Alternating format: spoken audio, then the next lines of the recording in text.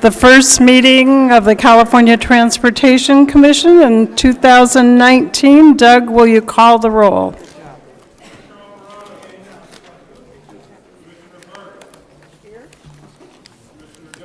Here. Present. Commissioner Hart. Here. Commissioner Kehoe. Here. Commissioner Cavaloni. Here. Commissioner Van Kneinenberg. Here. Chair Inman. Here. Assemblymember Frazier. Here. Senator Bell. Madam Chair, we have a quorum. Thank you. We will move on. Item number 2, election of commission chair and vice chair. I'll make a motion to nominate Chair Inman to repeat her performance from this year, as well as Mr. Paul Van Kneinenberg. We have a motion Vice by chair. Commissioner Gilmetti, a second by Commissioner Tavaloni. Is there any discussion? Hearing none, I'll call for the vote. All in favor? Aye. Anybody opposed? Anybody abstaining? That motion carries. Welcome to the region, Mike. Can we applaud our new chair? Sure. And thank you for taking a second year. Thank you. I am honored and humbled to serve, and you all know I love my commission and our team, so I am honored and will work hard. And Paul, look forward to working with you. And with that, we'll go to Mike and the welcome to the region.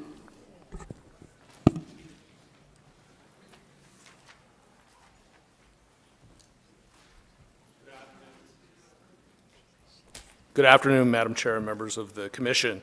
My name is Mike Lucan. I'm the Executive Director of Placer County Transportation Agency, and we wanted to quickly welcome you to the Placer County region.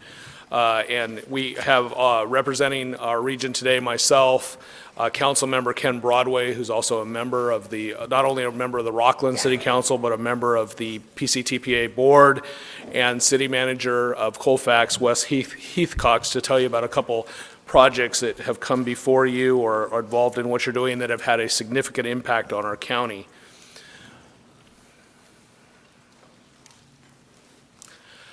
Our Placer County Transportation Planning Agency, as other RTPAs in the state, are made up of our elected officials, our jurisdictions, and our board is wide-reaching all the way from Lake Tahoe down to South Placer County with Roseville and Rocklin, and our charge is to identify our needs, secure funding, and to make sure our projects get built on time, on budget.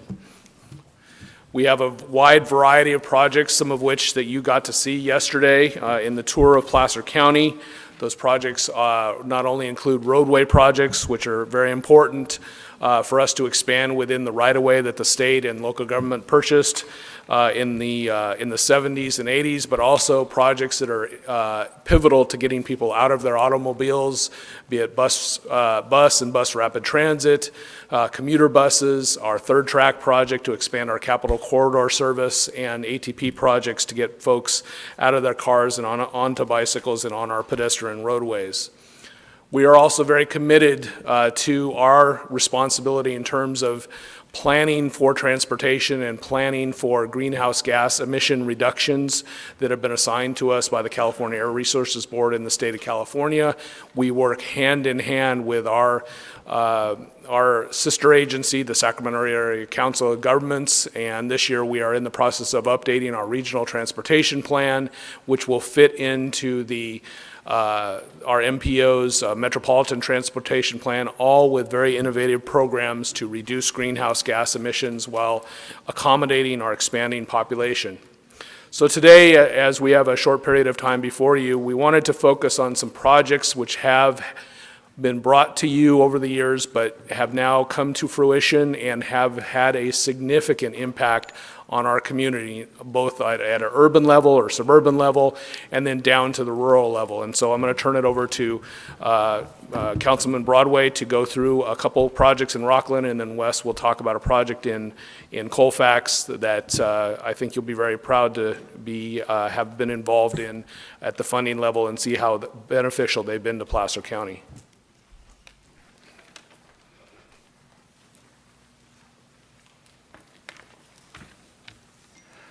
Well, good afternoon, and I want to officially welcome you to Rocklin and to our Rocklin Event Center. We certainly appreciate you choosing Rocklin as the location for your meeting this year. We certainly hope you enjoy your time with us, and of course it leads to a very productive meeting for you. The City of Rocklin, just a little bit about us. We are a suburban community of approximately 64,838 residents, located at the base of the Sierra Nevada mountains, and it has proven to be quite a wonderful place to live, work, and play in South Placer County. We're also the proud home to a number of large employers, including Oracle. We have William Jessup University and Sierra College, as well as UPS, who happens to be my employer, and I had to use that plug, so forgive me for that. We have a great relationship with PCTPA, our planning agency, with SACOG, as well as with Caltrans District 3. Their team is just fabulous, and the relationships we have with them prove to be very beneficial to us. Today, I just wanted to take a minute of time to review two projects, actually. The first is our Sierra College interchange, and it's an update on a project that was approved back in 2008 where state investment was leveraged with great private investment and economic development. Basically, it's an example of how a small amount of investment in state funding for safety improvements can create hundreds of jobs, retail development, workforce housing, and is now the home of the Sacramento Rocklin Tesla dealership, as well as a regional EV charging facility. The state and federal government provided $7 million to help in raising and upgrading the Sierra College overcrossing. Rocklin then followed that with a special tax district that raised $25 million to help fund the $32 million interchange that was built. It's been a key to creating new regional retail centers in South Placer and also creating the largest sales tax area for the city of Rocklin. It's been a tremendous success. Secondly, I wanted to just quickly touch on the Quarry District and Quarry Park Adventures here in Rocklin. These are two key projects that are key to the redevelopment of downtown Rocklin. They represent the reuse of former quarries that have been dormant for almost 100 years now. The Quarry District is actually served by the California Capital Corps Amtrak service, which is the train station is located just to the west of the Quarry District. And we have our Quarry Park Adventures, which is actually the park, it's a adventure park that is very unique to not only California, but really the West Coast.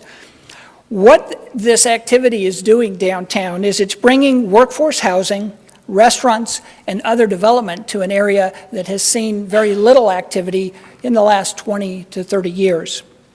It's also enabling us to create a walkable transit area served by the downtown development, which aligns with our Sacramento Regional Blueprint program. And it also is a means for Rocklin and Placer in meeting our commitments for the GHG reduction, which I know you're currently discussing. So those are two of the projects I just wanted to quickly touch on that have done a lot for us here in Sacramento and Northern California. And now I'd like to introduce our next speaker, the City Manager of Colfax, Wes Heathcock. And thank you for your time.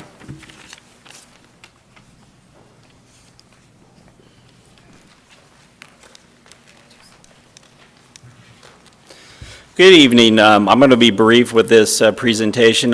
What I'm here truly doing is showing a representation of a rural project up here for a disadvantaged community for the city of Colfax, of a roundabout project that was anticipated to go in, hopefully starting the project in April. I'll give you a little background on the city of Colfax. Our population is around about 2,100 people. Our unrestricted revenue annually is about $2 million, which is obviously not a lot.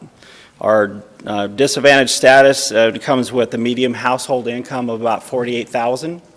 So the project like this, what we're looking at the roundabout itself, is huge. As you can see, I mean, for the audience, and I don't know if the board can see, the intersection up there where the I-80 ramps are currently right now, and the undeveloped commercial lot adjacent to it, the roundabout's scheduled to go into that location, and it's about a $3.4 million project. So for in there, which is something that the community itself would have never been able to achieve.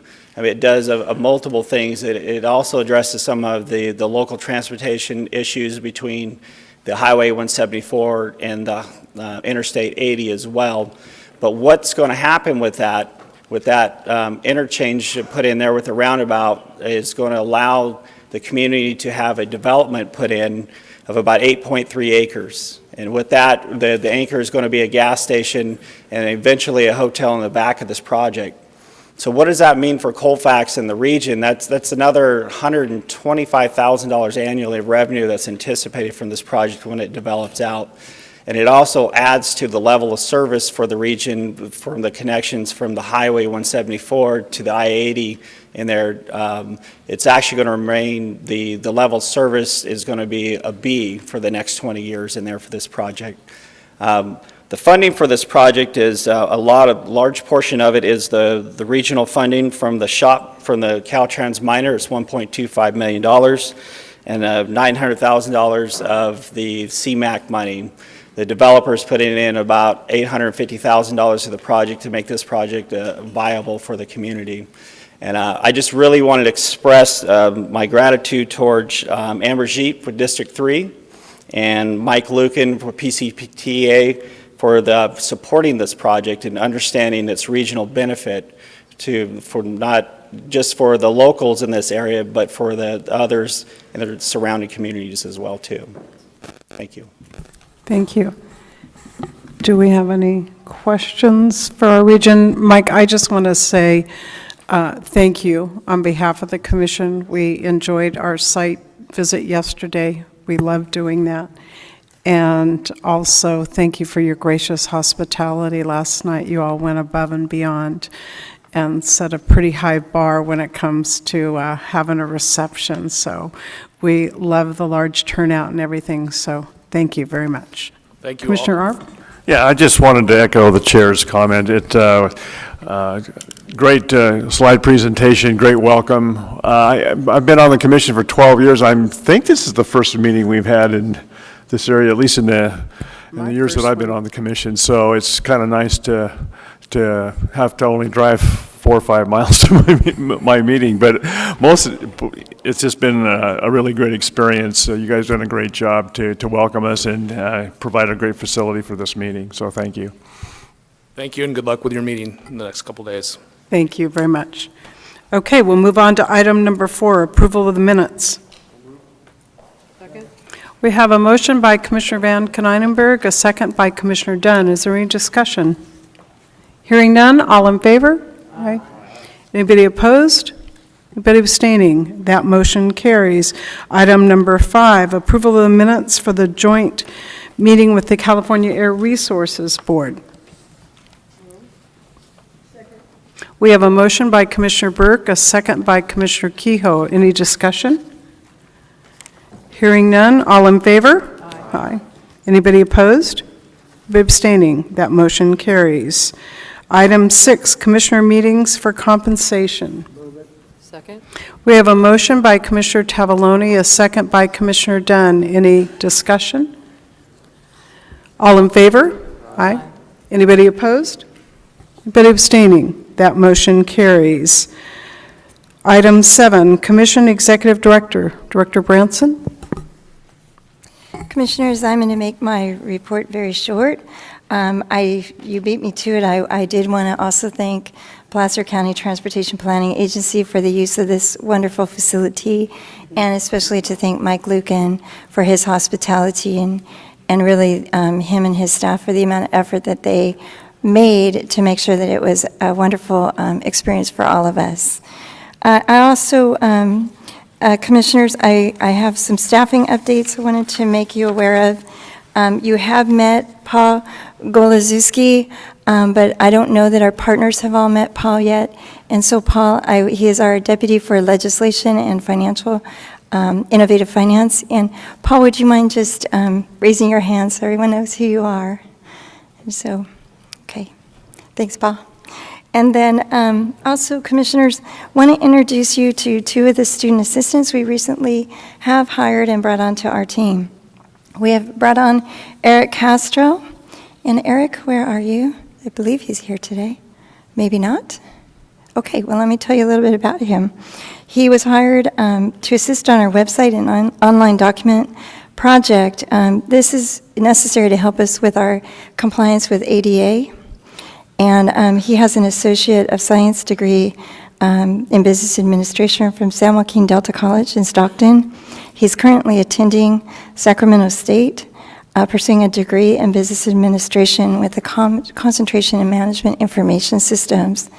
He has also worked as an assistant manager for over 8 years at his family-owned and operated restaurants.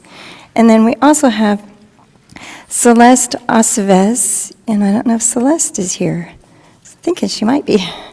She was also hired as a student. She graduated from San Joaquin Delta College in Stockton also. She has 4 Associate of Arts degrees. She's attending Cal State University Sacramento for a degree in psychology, and she's expected to graduate in the fall of 2019. She's provided assistance to the Office of Legislative Affairs, Health and Safety Services, Resource Management, and Training, all at Caltrans. So we are happy to have her. She's going to help Alicia on the local Streets and Roads program assistance that is greatly needed. Lastly, Commissioners, this is an action item. Commissioners, I am seeking your approval to update the 2019 meeting calendar to reflect that we will hold a North State Super Region in Chico on April 10th. We are also planning a Tri-State Commission meeting in Stevenson, Washington, State of Washington, on September 16th and 17th. The joint CTC CARB meeting will be held in Modesto on October 10th. This means a one-day commission meeting on October 9th in Modesto. And then we are planning a town hall meeting in Del Norte County on November 6th. And with that, Commissioners, staff would seek your approval of this updated meeting calendar. Have a motion by Commissioner Gilmetti, a second by Commissioner Tavaloni. Is there discussion?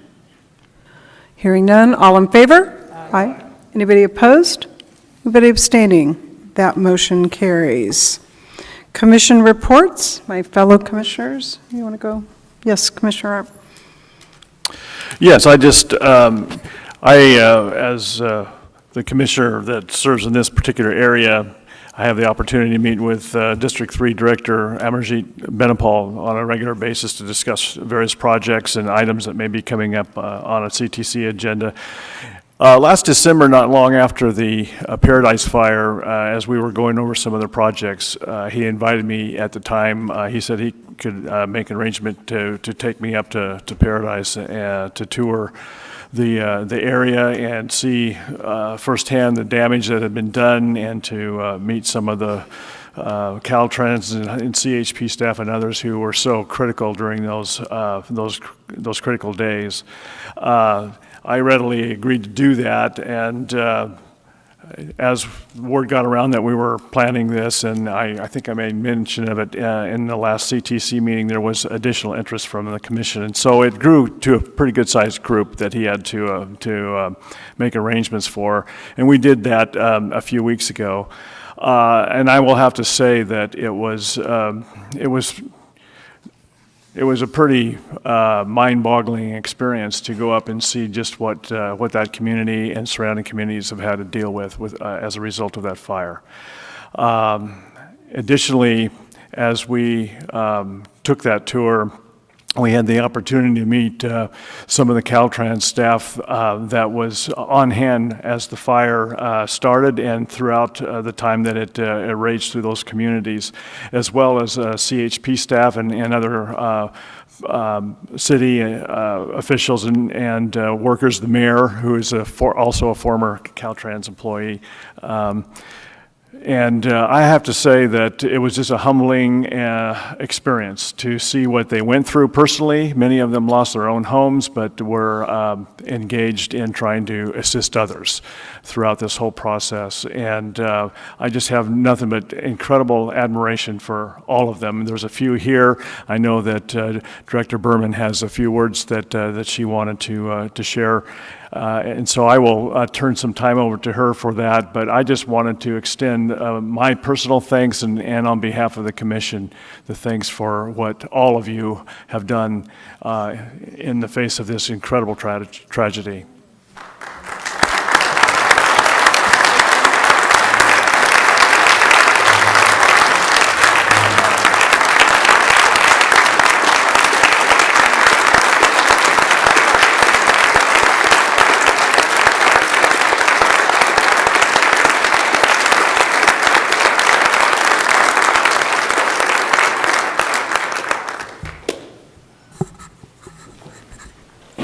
Wow.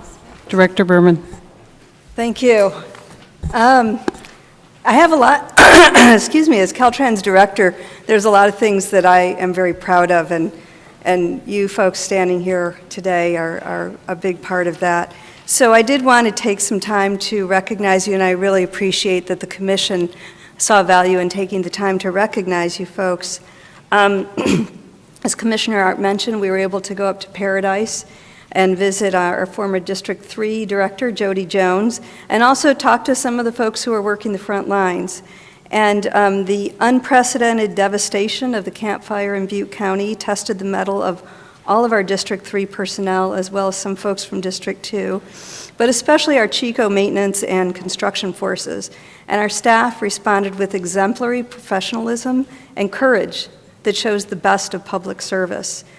Amid choking smoke, fire, and chaos, a lot of chaos, our maintenance crews worked with CHP and faced the task of setting up and staffing road closures on State Highways 32, 70, and 191, and helped direct thousands of evacuees out of the Paradise office, or Paradise area. Our construction team worked quickly to assess the damages to our transportation facilities and to immediately start emergency repairs while the wildfire was actually still active. So today I'm really proud to introduce some of our maintenance employees as well as the CHP officers who played such an instrumental role in this effort. And I have a feeling some of you aren't here, but as I say your name, maybe just raise your hand so we know who you are. Daryl Taylor. Daryl is the North Valley Maintenance Superintendent, and he was our liaison with the Camp Fire Emergency Operations Center. Paul Featherstone.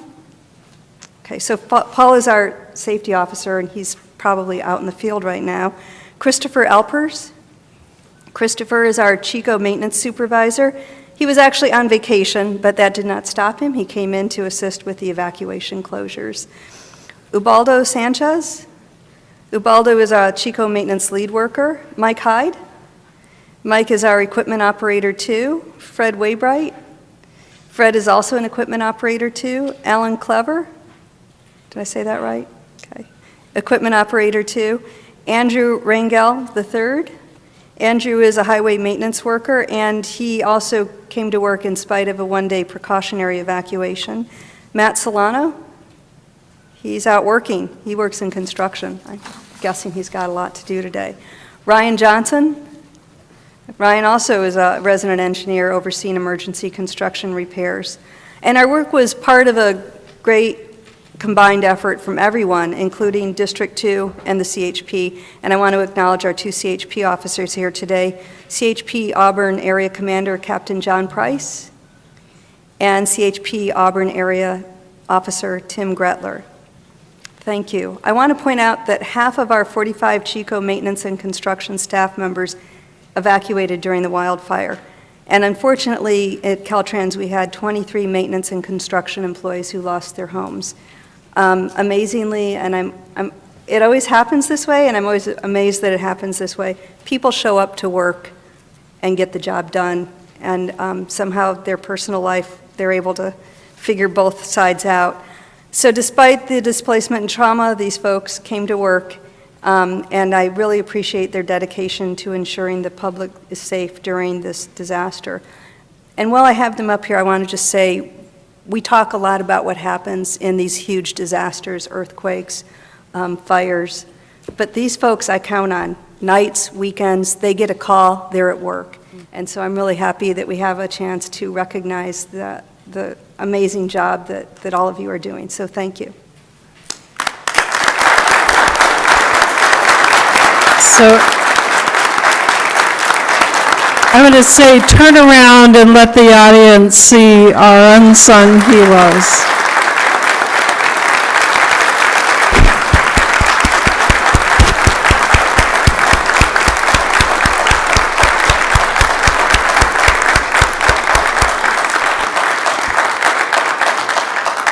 So thank you all for taking time out and coming. I joined Vice Chair Arp and Director Branson that day and Director Berman. And you know, we think we all know until you really go there, and yet we cannot begin to comprehend what happened on that Thursday morning. I believe it was a Thursday morning, which started out, I believe, like an ordinary day. We had the mayor of Paradise tell us that she was on the phone with the fire captain at 7:30, and he was advising her that the fire was off in the distance. And by 8:10, the town of Paradise had been consumed from all directions. So I think in terms of having a day that none of these men will ever forget, just your world changes immediately, but we can't thank you enough. So they're back there getting a photo, and so thank you on behalf of the entire commission. So we truly, truly appreciate it. So thank you.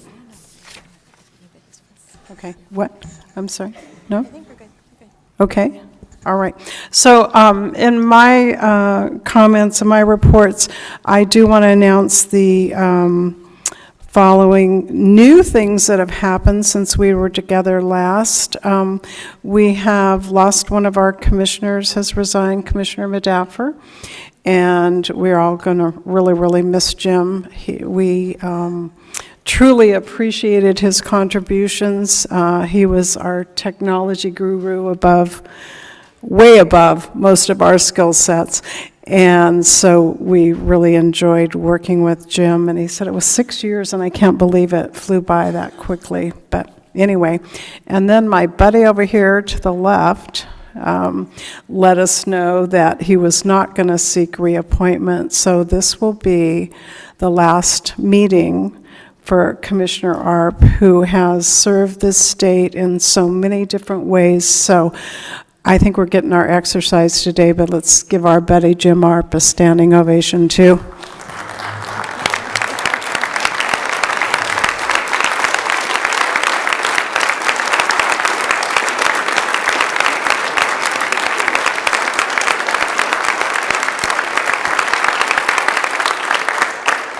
You want to say a little something, Jim? Well, if you know me, you know I'm going to say something right now. But, you know, thank you. I don't know what to do when people stand up and clap. Do you stand up and clap? Do you sit down? I don't know. It doesn't happen very often.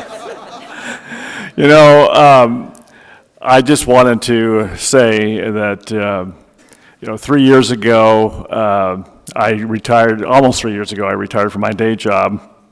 And I had been home for maybe a week or so, and I made the mistake of offering to Sue, my wife, a few suggestions about how we could do things differently around the house. Well, it took about 5 minutes. Took about 5 minutes to realize, less than 5 minutes to realize that it didn't matter what other titles I might have in my work life at home; those didn't really add up to much.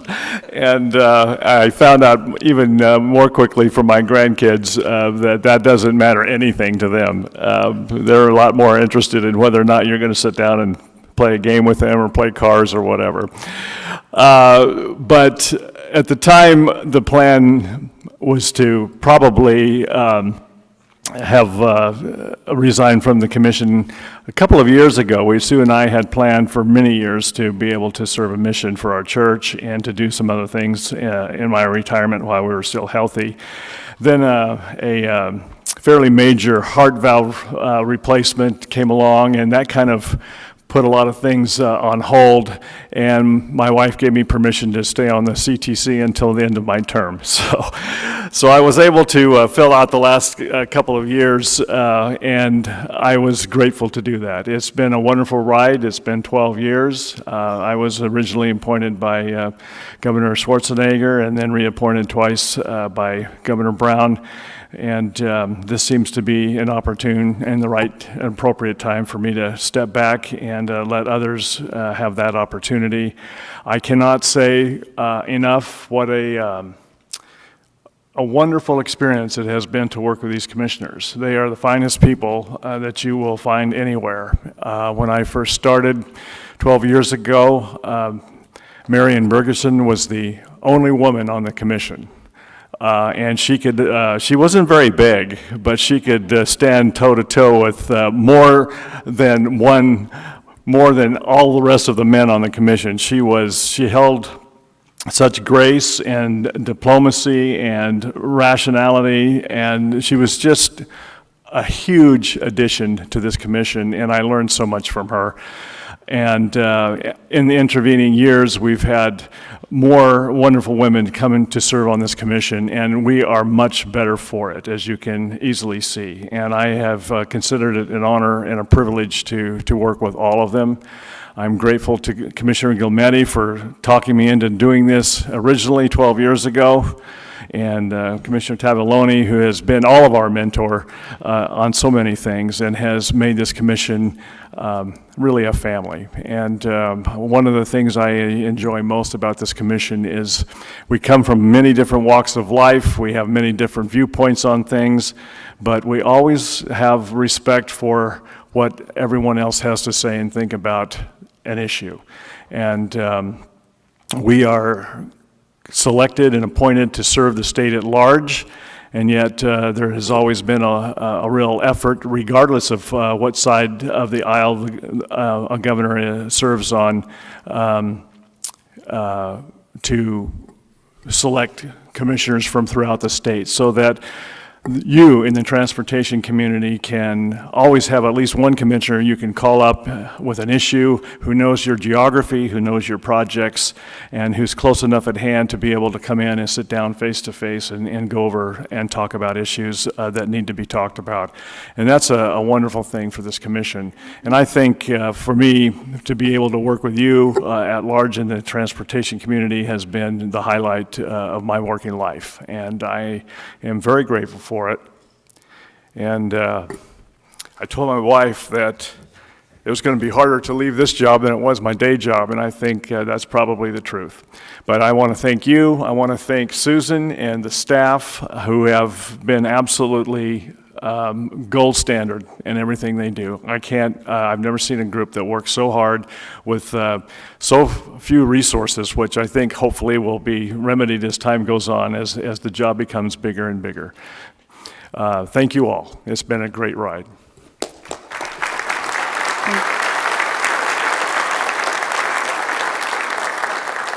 Okay, so to finish up my report and to do my duty as chair, I want to announce the committee appointments.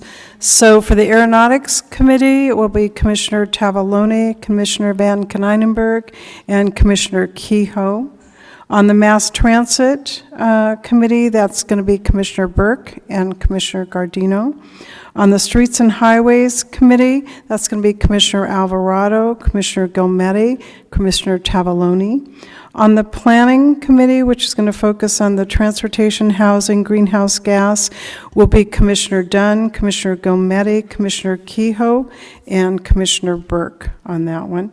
And then on the road charge, Commissioner Dunn has agreed to chair that committee for us, so thank you very much for stepping into that. That was a position that was opened by Commissioner Medaffer's retirement from the commission. And Commissioner Medaffer has agreed to be a public member of the committee, so we are going to appoint Commissioner Medaffer as a public member of that committee. So with that, those are our committee assignments for this year, and we will get to work on those.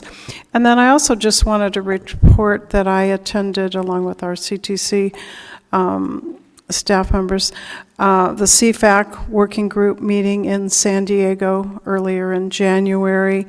And just for anybody who's here or who's watching us and you aren't participating, we are in the midst of updating our state freight plan, and with all of the changes in the world of freight, it would be great for all of you to participate. So that report is due, I think it's due to the legislature the end of December, is my recollection. So we still have work, and we appreciate all of our partners' work on that, but we'll keep going on that. So anyway, that concludes my messages. Any other? Yes, Commissioner Gardino. Thank you, Chair Inman.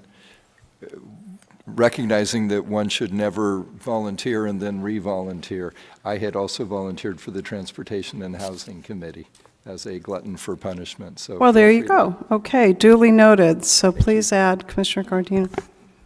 Are we there? Okay. You know, we'll check on that. We have to check, make sure we don't violate the Brown Act with the quorum, but When we're we'll at full welcome strength, it's 11, and that participation. would when we're at full strength, we have 11, and that would make 5. So Okay, we should be fine, but we'll stay within the law. Thank you, Carl, for reminding me. We've finished that item. We are now going to move on to Secretary Annis. Well, good afternoon, and I want to thank the Commission for the recognition of the Caltrans maintenance workers that truly do amazing work, as Lori said, day and night, and especially during disasters when they really go above and beyond. And I know the entire emergency response team led by Cal OES often compliments Caltrans as well as the CHP on the amazing work they do, not just during the disaster, but many times in the weeks and even months afterwards to start to rebuild the community. So it's really appreciated by me that you took the time for that. Also wanted to certainly recognize the departures of the CTC commissioners. I think you're losing 2 of your 3 members of the Gym Caucus. Is that right? One left? But I know Commissioner Arp, your work's been incredible, not just your work on the CTC, but your day job, as you say, did incredible work on Prop 1B in 2006, Prop 1A in 2008, the high-speed rail bond. So, and certainly your work in recent times on SB1, it's just truly amazing, and it's similar to Commissioner Madaffer as well, who did a lot of work locally on transportation funding. So, your work has produced many results out in the field, many transportation projects out there that people are enjoying today, getting to work faster, traveling in safer conditions. So it's really, I think, notable. And as you travel around the state in retirement, I think of an uncle I had who lived in Indiana, and he, for a career, was in construction. He built office buildings and churches and things like that. We'd go visit every 5 years or so, and every trip we did a tour, and he would drive us around town and said, I built that church, or I built that office building, and with great pride. And so I hope similarly, you think about all the projects around the state that you helped get done, and take great pride in that monument, if you will, that those representations of your work, because it is very significant. So thank you for your work for the people of California.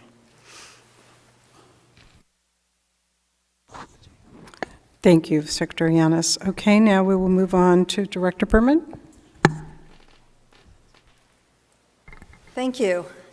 So, a lot of what we've talked about the last few months has been weather-related, and we honored our maintenance folks this morning. I wanted to take a little time to talk about a new partnership that we've developed with the National Weather Service, because the fires, obviously, we can't predict, but we are beginning to realize that after the fires comes floods and mudslides and things like that. So as part of Federal Highways Every Day Counts, Vince is smiling out there, Every Day Counts program, Caltrans recently evaluated a new series of innovations presented for consideration in the 5th cycle. And the Caltrans Maintenance Program is championing this, and it's called Weather Responsive Management Strategies. Remember that name.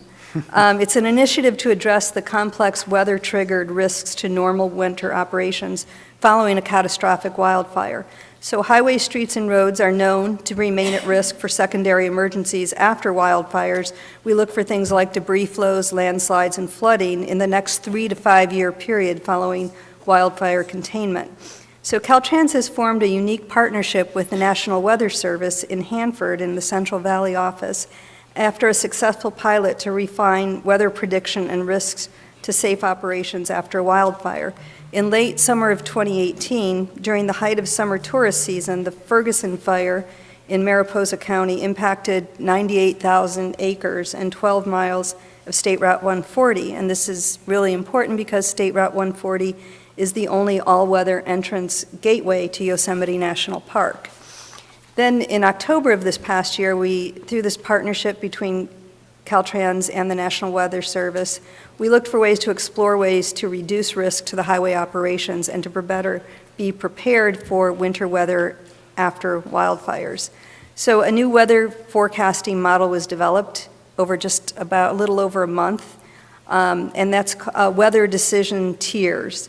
And that was recommended by Caltrans for immediate implementation by the National Weather Service for preventative road closure decision-making. And that gets support. We work with CHP, with the Mariposa County Sheriff, with the National Park Service, and the U.S. Forest Service. So I know that seems like a lot of details. It's hard to explain this without it. I won't go into too much more detail, but we developed a forecasting model with the National Weather Service, and they use that to communicate to the region, the Caltrans maintenance region, which then gives us the opportunity to work with other agencies and preemptively close roads if the risk levels are high. So historically, we get a slide, we close the road. We're trying to get ahead of that. So to raise public awareness, the interagency team of Caltrans District 10, the National Weather Service, CHP, and the County Sheriff released several public information videos in October with updates released on social media, our changeable message signs, and highway advisory radio.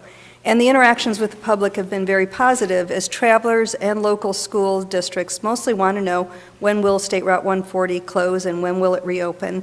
And they've been very appreciative of the advance notice. So we got to test this on November 28th and 29th. Caltrans initiated a 2-hour preemptive road closure based on the risk from this model we developed. And that showed us a high risk of hazardous conditions that would result in impassable sections of State Route 140. So we took a risk, we closed the road while it was still in good condition, and 4 major mudslides occurred as predicted, and crews hauled out about 2,000 cubic yards of rock, mud, and debris. So we were able to be ready for that and be a little more proactive in our reaction. Then on January 16th and 17th, we initiated a 2-hour preemptive road closure of State Route 140 based on another high-risk level identified by the forecasting model. Okay, so this time there were no major mudslides. However, smaller slopes failed in areas which had been predicted, and about 50 cubic yards of material was hauled out. So I think I'm very proud of the team because we took some risks to figure out, are there other ways we can be managing our system? And I think this is an opportunity for us to explore more because we know that weather-related disasters will continue. So I wanted to mention that. I'm looking forward to the presentation in item 26 today from the California Trucking Association. If you haven't seen the pusher trucks before that push trucks over 80, I think you'll find that very interesting, and I'm very excited that we have this great partnership with them. So I'm going to preempt Vince and mention the federal shutdown. I know that he'll have more to talk about. I will share with you that we were not impacted in terms of highway construction and maintenance by the shutdown, but we have been looking at the shutdown of several federal agencies is impacting our program. Because it closed federal permitting agencies, and that has delayed discussions that we need to do to continue with our projects. So we looked statewide. The initial results statewide show about a little over 30 projects are experiencing delays in the critical path to achieving key project milestones. So we'll continue to keep you updated on that. We also are concerned about the current 326 NEPA assignment MOU, which expires at the end of May. The MOU grants Caltrans the authority to approve categorical exclusions for highway projects under NEPA, and we talked a little bit about that yesterday, how many of our projects are categorical exclusions. So in December of 2018, Caltrans submitted the 326 MOU to Federal Highways for publication in the Federal Register, but it could not be placed in the Federal Register for the duration of the shutdown. Vince will tell you if it's been placed in there yet. So if USDOT cannot make up the time that was lost in this process, Caltrans may lose the ability to grant categorical exclusions after May 31st and until a new MOU is executed. Again, I'll keep you apprised of this as we move along. We talked yesterday at the workshop a little bit about workforce development, so I wanted to mention that AASHTO's program called Track and Rides, which is a transportation and civil engineering, and that's the track part, and roadways into developing elementary students program, that's the rides part. That is an elementary, middle, and high school teacher training program focused on transportation curriculum. Caltrans has partnered with PEG, the Professional Engineers in California Government, over the past 4 years to coordinate and implement AASHTO's Track and Rides program in California. So this program teaches teachers how to teach their students about transportation. To date, about 120 teachers in California have been track trained, reaching an estimated 5,000 middle and high school students per year. And about 40 teachers have been rides trained, reaching an estimated 1,000 elementary students per year. So these students go on to participate in bridge building competitions, both at the statewide level and at the national level. So I'll let you know if we have any big winners at the national level. We try, and then we'll go hire them if we do. I also wanted to mention tonight, hopefully many of you, I'll see many of you at the WTS Annual Awards event this evening. And spoiler alert, Carla Sutliff, our chief engineer, is being honored as Woman of the Year. So.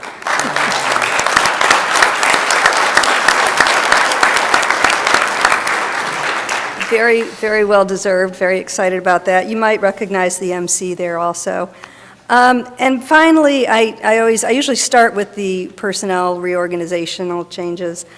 So I want to, first of all, thank Jerry DeSantos, who's been our acting District 12 director.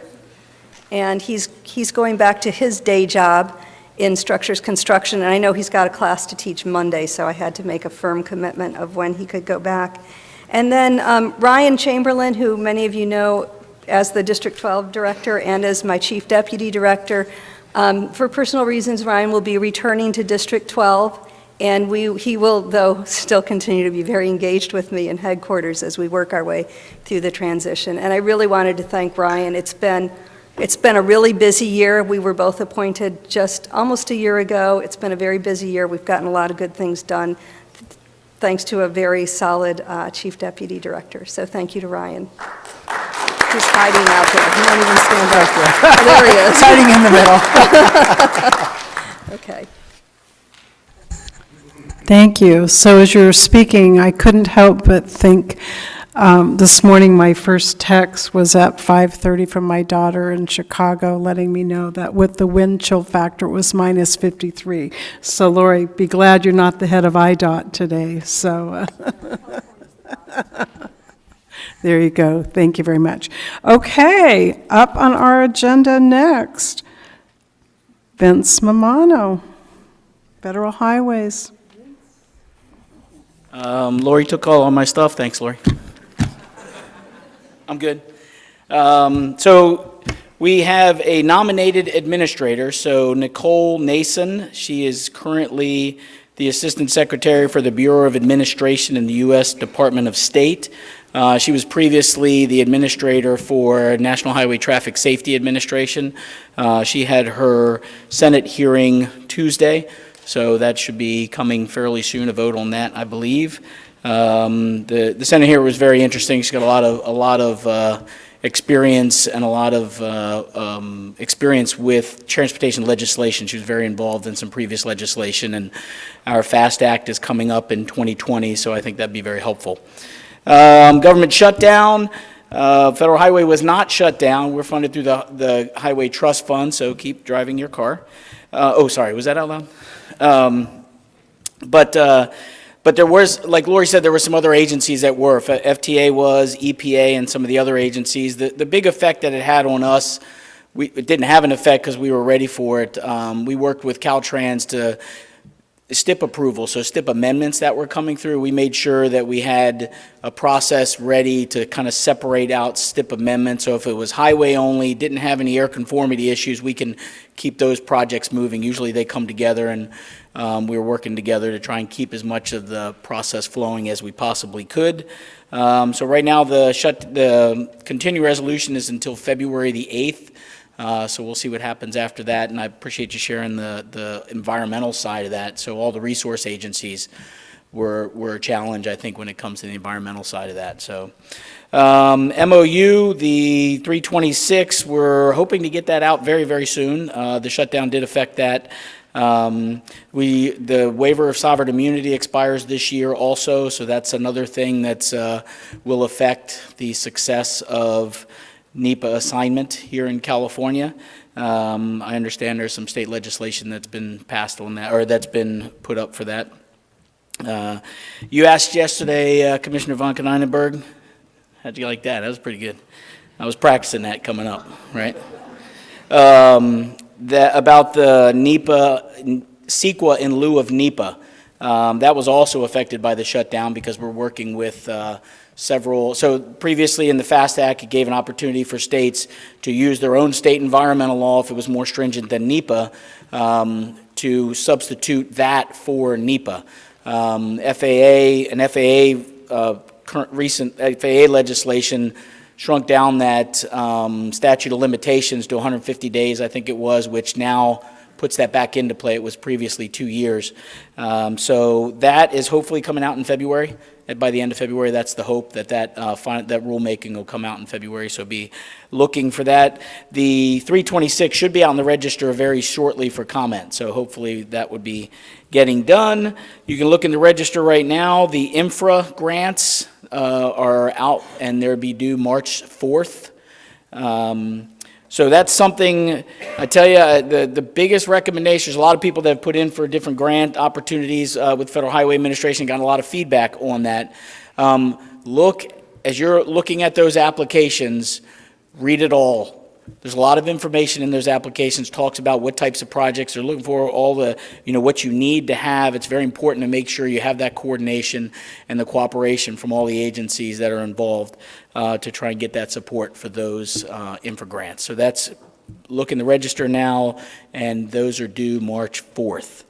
I wanted to compliment Caltrans on their Everyday Counts initiative, working with that, and the National Weather Service. A little known fact in that is the National Weather Service had been producing all this type of information that, without any feedback from anybody else, they thought they were doing what everybody needed. And Caltrans met with the National Weather Service and said, it would be really nice if we could have this, and this, and they went, oh, yeah, we can give you that. And so they've changed the data and the way they present the data to fit the needs of the state, and I think that was a great personal initiative that are taken by several Caltrans employees that should be complimented on that, and it's making a great difference already. And I appreciate the situation you're in, Lori, when you have to take a risk to shut down a road and you didn't have to.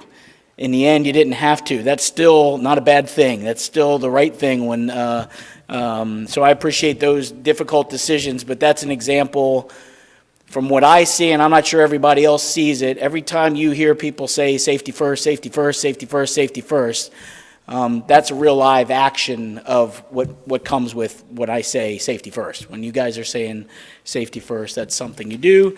And then lastly, your discussion on the civil rights at your workshop yesterday. One of the things you talked about was our DBE goals, where the goal was at 17.6. Right now, you're at 17.9. That's excellent.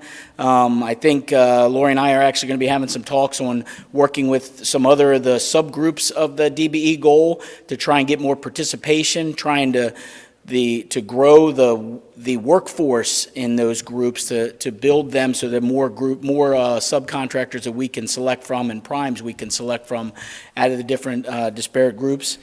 And but one of the things that Caltrans didn't mention yesterday, they are the first in the country. You were talking about OJT supportive services and DBE supportive services yesterday, and they were talking about pay for performance. I know there was a couple questions on, are you measuring them? How are we doing that? The money comes to the state through formula. State decides how they're going to work that, work the money inside the state. And Caltrans is the first in the country to go on a pay for performance. So they're saying, this DBE supportive service is a good example of that we're not paying you unless you're delivering. So we're looking forward to a lot of, and they've already had a lot of success in that area already. So the rest of the country is looking at California. That was a big step to go in that direction, and clearly it's the right step. So I appreciate the cooperation your office has with our office in that area. And I think that are all I got. Anything for me? Oh, Happy New Year, by the way. Questions for Vince? Vince, just one thing in the workshop that we're referring to as a project delivery workshop yesterday afternoon, for those of you that weren't with us, and that was a second of hopefully ongoing regular meetings between our staff and Caltrans. And great dialogue in those too. I'm really enjoying the dialogue in there. It's clearly very well thought out. Yeah, and I think to Director Berman's point about the categorical exemptions, that was by far and away the biggest chunk. I think it was 85% of the projects. Was that the right number? Yeah, that's a large percentage of projects are, probably more than 85% are categorical exclusions, probably more than that. So we really need Can't argue you all with to... Can't argue with you that we need us together to make that work. Okay. But there, like I said, there's a couple things that are in with that. It's out for comment now. There was some it came in December, we had some back and forth on it. It should be out for comment soon. We're looking to see that. We're on schedule. I think we'll be able to be on schedule for that. Okay, well, don't shut down again, okay? I'll And then next week, I realize this isn't your branch, but the House T&I Committee is hosting a hearing on the cost of doing nothing in terms of investing in our infrastructure. So I'd encourage everybody to watch that, lean in, comment, because California is, we've stepped up to the table, and so whatever we can do to help Vince's team in DC realize that, yes, we do need. There was a lot of discussion at that during the Senate hearing also. And the other thing, you gave me an opening, so you blew it, is the one thing I did hear. I call that queuing you up. The one thing I did hear by several of the senators and our administrator was mentioned tribes. So I kind of want to make sure we plug in and making sure tribes are involved in the projects. And each one of the senators that asked the question, they said state, local, tribes. They made a point of saying tribes. And California, we have 106. There's only 500-600 in the country. We have a lot of them here, and they need to be at the table. But there was a lot of questions around the funding and the financing of the program that were, and our nominee committed to work with each of the senators each time when they discussed funding.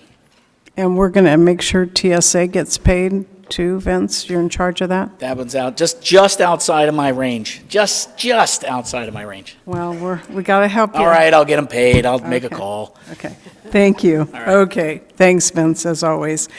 Okay, regional agencies, Luke. Good afternoon, Chairman, Commissioners, Assemblyman Frazier. Thank you for having me.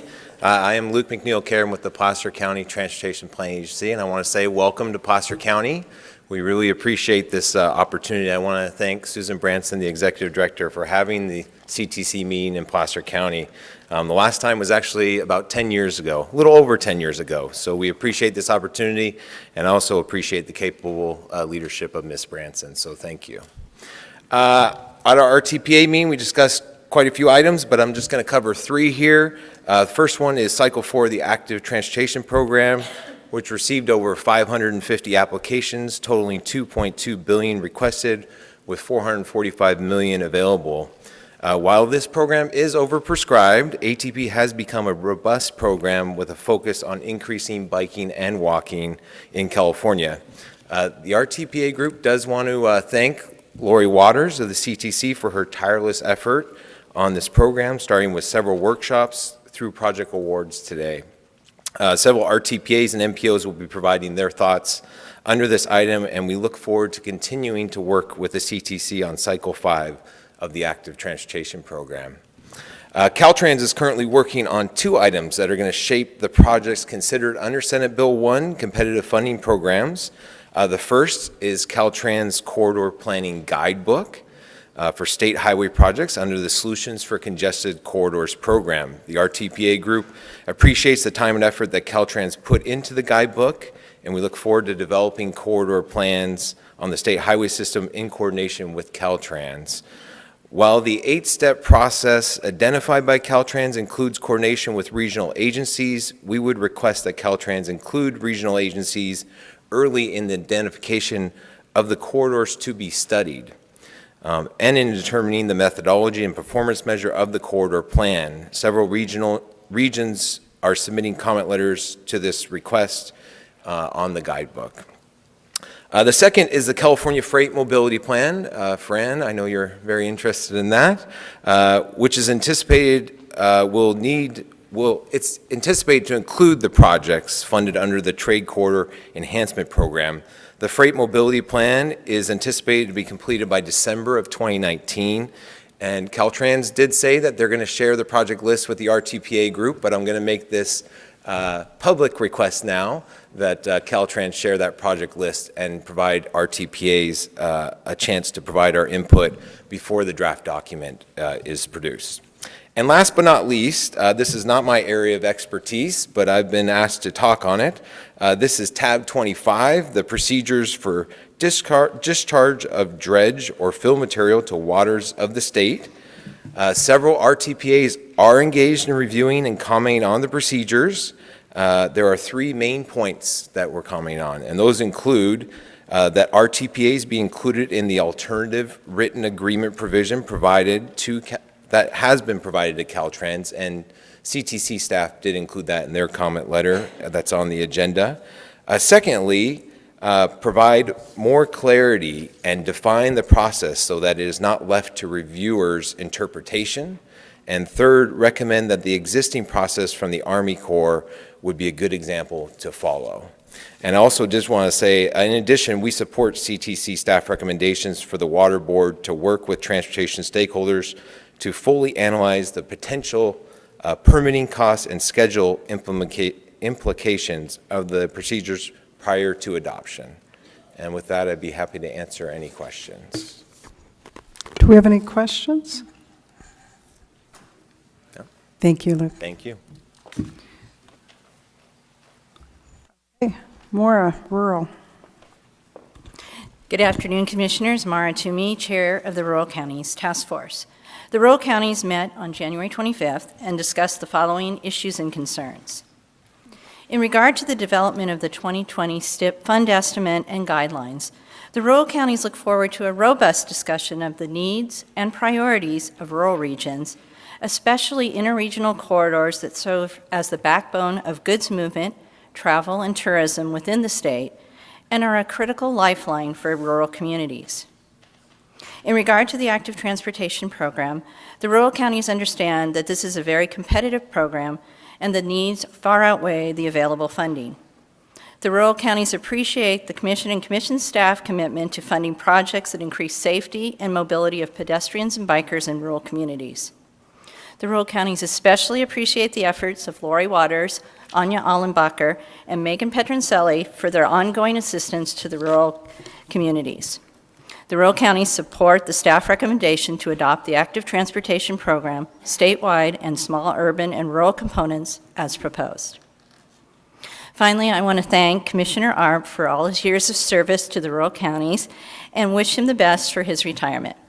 That concludes my report, and I'll be happy to answer any questions. Thank you, Maura. Do we have questions for Maura? Thank you very much. Okay, Mr. Dunn, self-help. That'll be Keith. Thank you, Chairwoman and Commissioners. Keith Dunn, Executive Director of the Self-Help Counties Coalition. I'm thankful to be here today and to report to you. We look forward to working with you this year as we look to implement SB1 and continue to be partners with the department and you in providing those infrastructure projects for our citizens. We have a number of little working groups that we're forming to make sure that we're the best partners that we can be for the department. We're looking forward to moving forward this year with that and making sure that we're doing all that we can to implement the programs as efficiently as possible. I'd like to thank, and he's stepped out, but Assemblyman Frazier, he's invited the self-help counties from the Bay Area to attend the Bay Area Caucus this Friday, do a little briefing for the electeds, talk about what's going on in their region and some of the different programs that are specific to the Bay Area. With that, I'd also like to comment a little about the governor's budget comments about transportation and housing. We were anxious to talk to him about the importance of keeping the faith of the voters on SB1. I think that the governor's going to have a vision that is going to work for Californians, but we wanted to make sure that we, and a number of my colleagues here today also weighed into the fact that we want to make sure that it's important that the voters, that the promise to them is kept and that those funds are delivered in an efficient manner. We also want to be very supportive of his housing. Chairman Frazier walked out, but I wanted to thank you for the invitation to brief the Bay Area Caucus members. Our members are looking forward to that very much. I also want to take a quick moment and congratulate Carla Sutliff on her very earned award. She's a great partner with us, and we're very happy that she's being recognized. I got to say to Mr. Arp, we've been friends a long time. I look forward to continuing the friendship and maybe having a cheeseburger every once in a while, a turkey burger maybe for you at this point. But I congratulate you. We had a lot of fun in your day job and in this job, and it's been an honor to work with you. I wanted to talk a little about the sovereign immunity on NEPA. Self-Help Counties is again sponsoring the legislation. Chairman Frazier did the last bill, AB 28, which he did in 3 months to beat the deadline. We've got AB 252, which again is authored by Chairman Frazier, co-authored with Assemblyman Daley. The bill was introduced last week. We look forward to moving that bill process forward so that we can keep in line with what's going on with the federal government and be in a position to continue that program, which has been very successful and saved the state millions of dollars. So with that, again, thank you very much for the opportunity, and I'll take any questions that you might have. Thank you, Keith. Any questions? Thank you. Okay, moving on to item 15, state and federal legislative matters. Paul? Commissioners, tab 15 is an action item. There are 3 actions. The first is to approve the staff report identifying the legislative bills we've identified as meeting the Commission's policy for bill monitoring. The second and third actions are to approve staff recommendations to adopt support positions on 2 bills and send support letters to the authors. Both of these bills implement recommendations made in the Commission's annual report. Specifically, AB 185 by Assemblymember Grayson requires the Department of Housing and Community Development to participate in the joint CTC-ARB meetings. And AB 252, which was just mentioned, allows Caltrans to continue to participate in the NEPA assignment program indefinitely by removing the January 1st, 2020 sunset date on Caltrans' limited waiver of sovereign immunity. I'd also note that the support letter for AB 185 encourages the Assembly member to consider amending the bill to require the Energy Commission to also participate in the joint CTC-ARB meetings. This is something the Commission also recommended in its annual report. Thanks.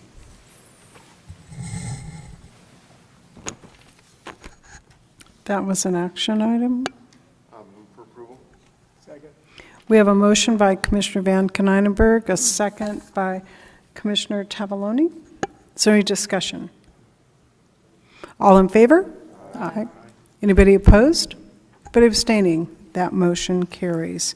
Item 16. Garth? Sure. Commissioners, tab 16 is an informational item, and Dr. Daniel Sperling, who is an ARB board member and also he's director of the Institute of Transportation Studies at UC Davis, is here today to provide an overview of upcoming roundtable discussions sponsored by the University of California Institute of Transportation Studies. And with that, I'll turn it over to Dr. Sperling.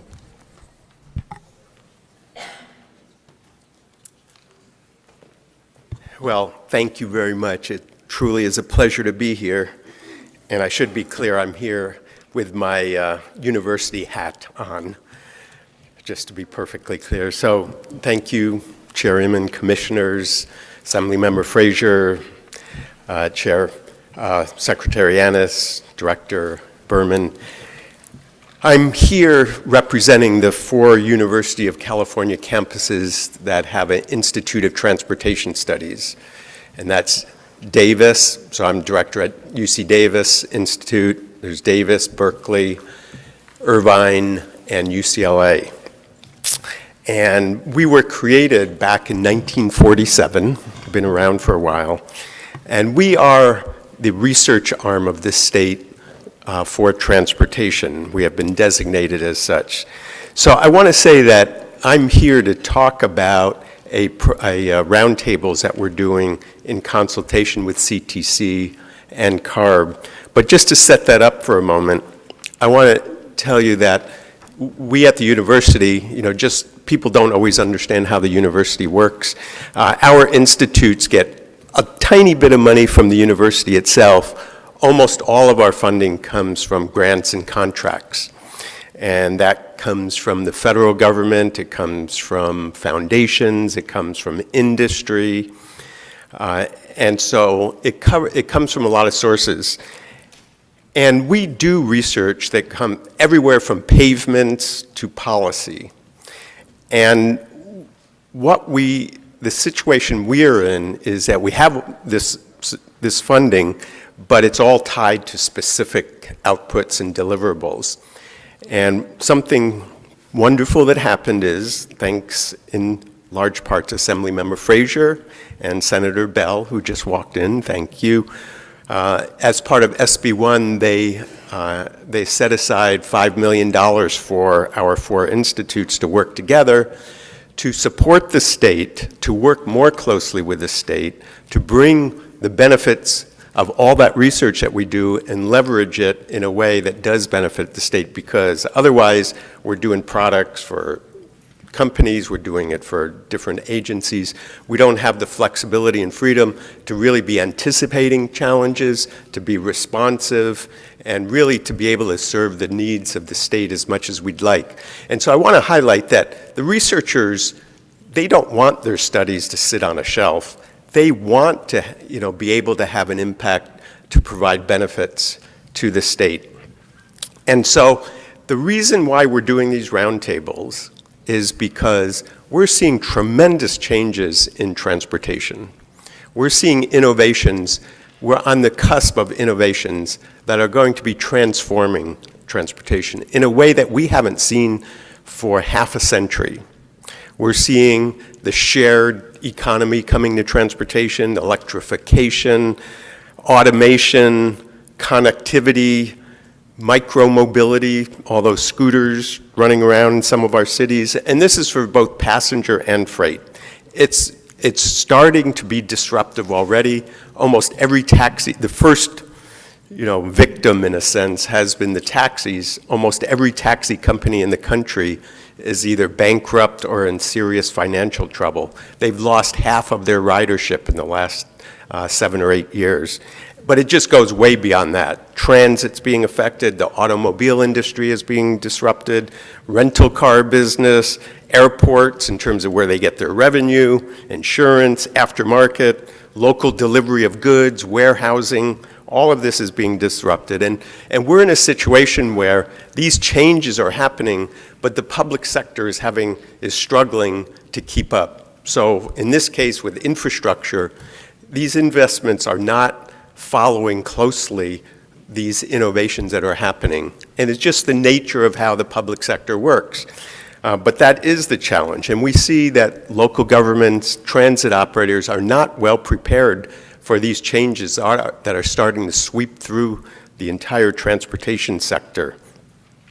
And so we're in a situation here that we at the university, where we have this tremendous capabilities, that we're saying, let's tap into this capability. Let's leverage it for the benefit of this state. And a lot is at stake here.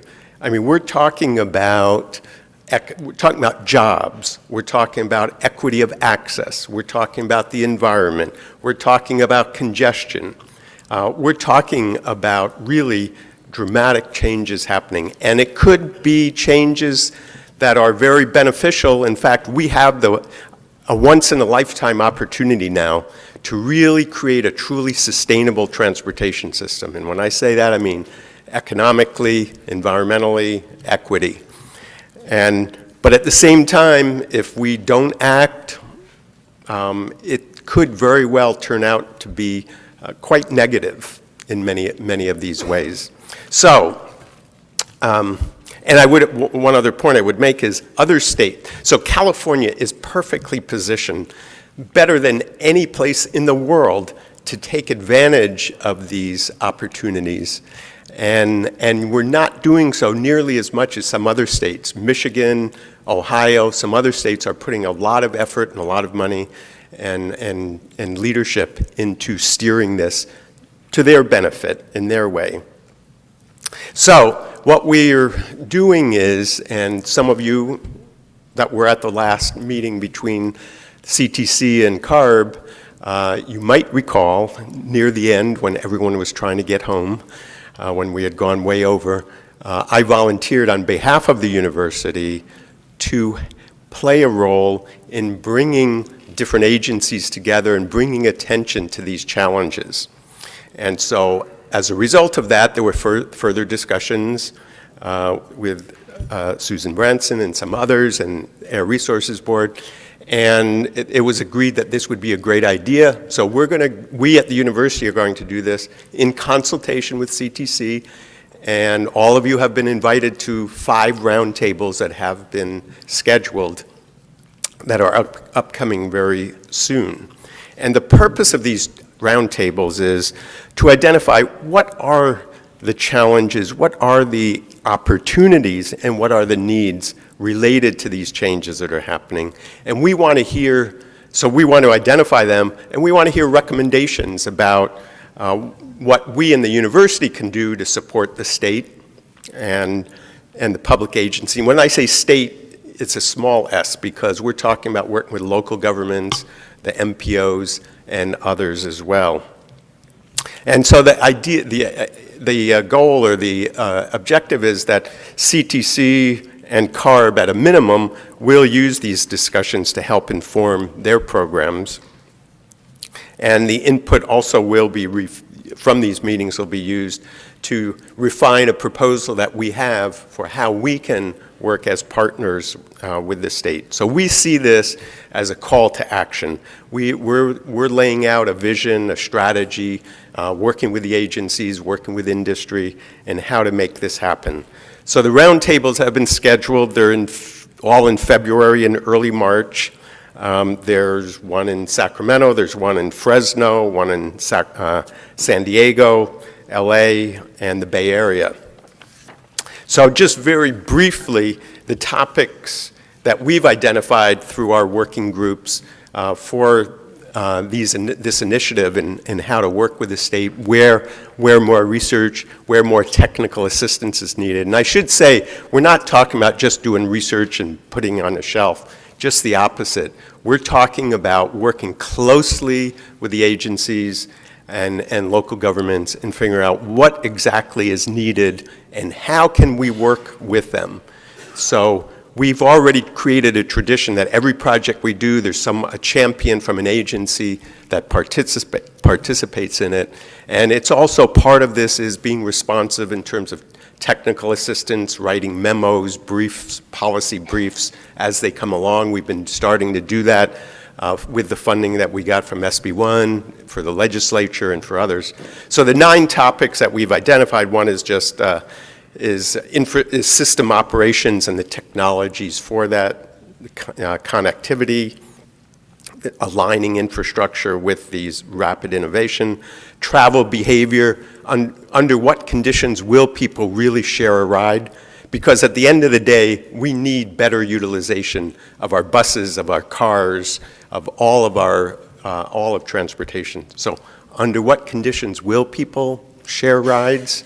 Under what conditions would people give up vehicle ownership and participate in these new mobility companies that are likely to play a much bigger role in the future, environmental, health, and energy impacts, governance and regulation. Do we need new institutions to be able to manage these? Do we have silos? Do we need to knock down some silos? What is needed? What do we need to do differently in terms of governance and regulation? Equity, we do a very poor job of serving many of our citizens and residents of the state. We can do a much better job, and with these innovations, we can do it. And I point out potentially at much less cost in terms of infrastructure, at much less cost to travelers themselves. So there's huge opportunities here. And we need to think about how to integrate these modes together. How does the transit work better with these new types of mobility companies? How do we get them working together, and how do they relate to the land use and the cities? Safety, as was discussed here a little bit, is a high priority, especially with all these automated vehicles we're talking about. Jobs, this is going to be disruptive. As I said, we've seen it with taxis. We're seeing it a little bit with transit. There's going to be a lot more disruption. And how do we manage it and make sure that we do it as we handle it in as best as we can? And data is a big thing. How do we share and use data between the private sector, companies, public sector, cities, and so on? So that's an update and a briefing on what's coming up in the next month and a half. And I just want to emphasize how important it is, and I want to thank the staff and especially Executive Director Susan Branson for working with us on this, and of course Assemblymember Frazier, who continues to play an important role in everything that we do with these programs. So thank you. And of course, Chair Fran Inman deserved lots of credits too. Thanks, Dan. Do we have questions for Dan? Yes, Commissioner Kehoe. I just want to say, Dan, I'm looking forward to the San Diego Workshop Roundtable on the 27th, so I will be there.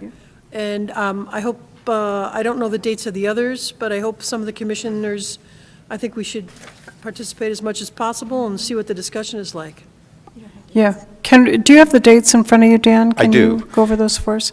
So the one in Sacramento, it's at Caltrans headquarters. It's February 8th in the morning. February 19th is in Fresno at the Fresno COG. The February 27th is at Sandag in San Diego.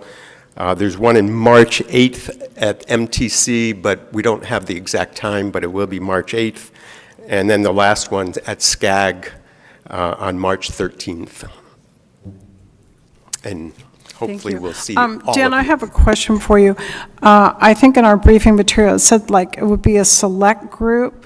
Yeah. So is each one of these going to have a different topic, folks, and then we're going to try to reach out to various stakeholders? Because I think it's going to be important to hear from a whole bunch of folks, and so I was just wondering, how, if we use the term select, that appears to me that it's not an endless, you know, Fran has a giant tent and invites everybody in, which is my natural place I love to be. But how, are they specific to a topic, each one, and how do we make sure, how can we help you make sure that these are, we hear from, because all of these issues have so many different stakeholders. So you use the shared economy and the taxi example. You know, there's a lot of different pieces in that puzzle, whether it's a public entity, it's the transportation network company, it is the technology itself, it's, you know, the taxis, what was. So describe to me a little bit more. So we're going to have about 15 to 20 people. It is invitation, but we've tried very hard to get a good diversity of participants, of stakeholders. And I should introduce Laura Podolsky right here behind me. She's the assistant director for the UC Institute of Transportation Studies and is playing the lead role in actually organizing this. So we'll have 15 to 20 there. And they have been selected with a lot of consultation to represent different interests. Now, we are going to have generally the same agenda for all of them, but in fact, the nature of where we are will be responsive to some of the local issues, like in the Central Valley, will be definitely, I think most of the MPO directors are going to be participating as well as some others. So we'll be very responsive to the local issues, and the conversations will be driven, because this is a conversation. And we would appreciate actually any of you that are participating in any of them if we can talk to you and you have some input about issues you'd like to highlight. We can definitely do that. Well, I think another thing, and this goes to my journey to TRB every year, and just, I'm saturated with all of the work that's been done. And so how do we embrace that work and we build on it and perhaps customize it for California or do something fresh? I mean, how do we share all of that information? Because I think we collectively are all guilty of talking to ourselves in terms of a lot of other transportation people, but other than folks that are very engaged in the transportation sector, there are a lot of other folks at TRB, because that's just the nature of those of us that show up and love it. So I think one thing would be important for all of us, because every dollar is precious that we have. How do we at least build on what recent work we've learned? And, I've recently been down to Georgia Tech and their freight group trying to figure out, okay, what makes you guys hum? How did you get Home Depot, Coca-Cola, all those folks so engaged? It happens to be their hometown, which probably helps a lot. But just, can you opine a little bit on that, on where would be the synergy? And then I think Chairman Fraser wants to speak after that. Okay. So that's exactly the right question you're asking.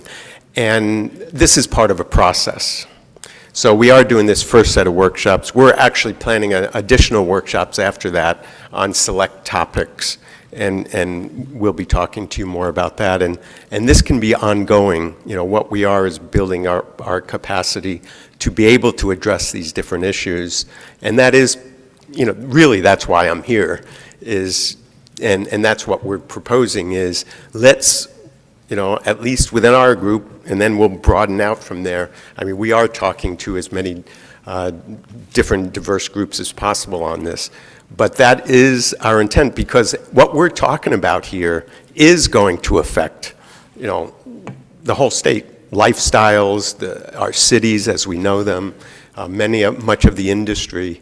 So I take that as a challenge that you've offered, and we do take that up, and we are, starting with the funding that from SB1, we are intentionally and deliberately developing those ties with the different groups and different stakeholders. We do have a lot of other activities, but we need to bring it, focus it on these critical issues that we're making decisions. I know, you're all making decisions. Different agencies are, Caltrans, CARB, Energy Commission, PUC, are all making decisions every day on transportation. And that affects people and affects companies. And on the freight side how much we've struggled figuring that out. So, but we can sit down with all of you to do that. Great. Yes, Chair Fraser. So the language in SB1 was that the legislature and the chair of Senate Trans and myself would give directive and direction for the UCs for where we wanted the studies to go. And we gave it a generic approach this year because, we wanted them to get their foothold. But one of the things was, because it's been pounded into my head, was the freight dynamic in California by the chair of this commission. And, smart signalization, pavement advancement, and things like that is what my intention for the funds to be utilized for. Would love to have the input of the commission because of their expertise and what they'd like to see derived from this research also. But the chairs direct the UCs and what they want the money spent on. So, and if they need cleanup language, we can do that also. So it's better interpreted. But that was the whole intention for the two of us to be able to direct them. So, and we would love to have your input. I'll add an amen to that. Okay. Thank you. Thank you. Yes, Commissioner Kehoe. Thank you, Madam Chair. Dan, when you're down in San Diego, I would suggest that several topics for consideration, I don't know if you can cover all of it, would be the border region. The Commission's been down there to look at cargo traffic across the border, but let's not forget that tens of thousands of individuals cross the border every day. It is a hotbed of greenhouse gas emissions that has been, really an intractable problem. And then that it needs more work. I'd love it if you'd give it some thought, or some of your people could. And then also the work that the Navy and the Marine Corps are doing on reducing greenhouse gas emissions as part of their, defense and security mission. They have some very innovative programs that I think there's applications on the civilian side, and they love talking about it. So there's some very good speakers there. So I think there's a lot of ground that could be covered, and of course we're a high-tech hotspot, so Qualcomm, Halo charging, those kinds of issues, vehicle connectivity, all that is happening there too. Okay, we will do that. And I would point out that, there are these new information technologies and automation technologies also can be very helpful, for instance, on the border, for some of the border issues there, and facilitating that, doing that more efficiently. That'd be great. Okay, thank you, Dan. Thanks for coming. Thanks. Bill Higgins, I have you as a comment card on this item.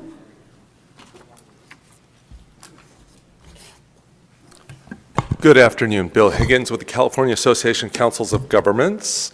And I came up to give a couple of very general comments, and then I've just heard all the more detailed scope of what this is. And I have a lot of notes here, and Keith Dunn said I couldn't say more than 500 words. So I'm going to try and be very focused, and I think that's what this process would benefit from. We look forward to participating and engaging in the process, and we see some need to have that process. But this, as it was described to me, sounds like the very beginning of any regional transportation plan, when you have a whole bunch of people all talking about all their issues, and this is things that we balance and synthesize in 18 regions across the state, and they all do it to fit their own needs. My question about this process, and one thing I would encourage the planners to think about, are what are the 3 or 4 things that can really move the dial that we can focus on immediately? Because if we're looking at everything, I think we may get not much. And I did notice that there were a lot of issues that we were talking about, but one that this governor's promoting a lot, housing, was not mentioned here. And so I do think that some discussion, maybe with you, maybe with some of the folks who are doing the regional transportation plans, some kind of advisory committee to focus this, that would be recommended. And that's 498 words, so I'm going to stop.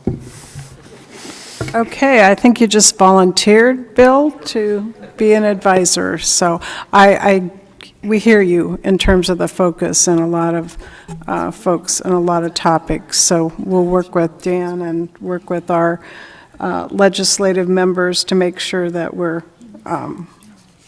doing good work here, so for all of us. So, okay, with that, I am going to attempt to get us, I had a time-sensitive item, so I believe right now we're going to go to 17, if that's correct. Paul? Okay. Commissioners, tab 17 is an action item to approve a plan for a series of workshops to develop policy recommendations to reduce greenhouse gas emissions from the transportation sector. Commission staff was directed to prepare this plan at the December commission meeting. The plan that staff has prepared would be to first, in the spring, hold a kickoff workshop with relevant agencies and stakeholders to identify a number of key issues on which to develop the policy recommendations.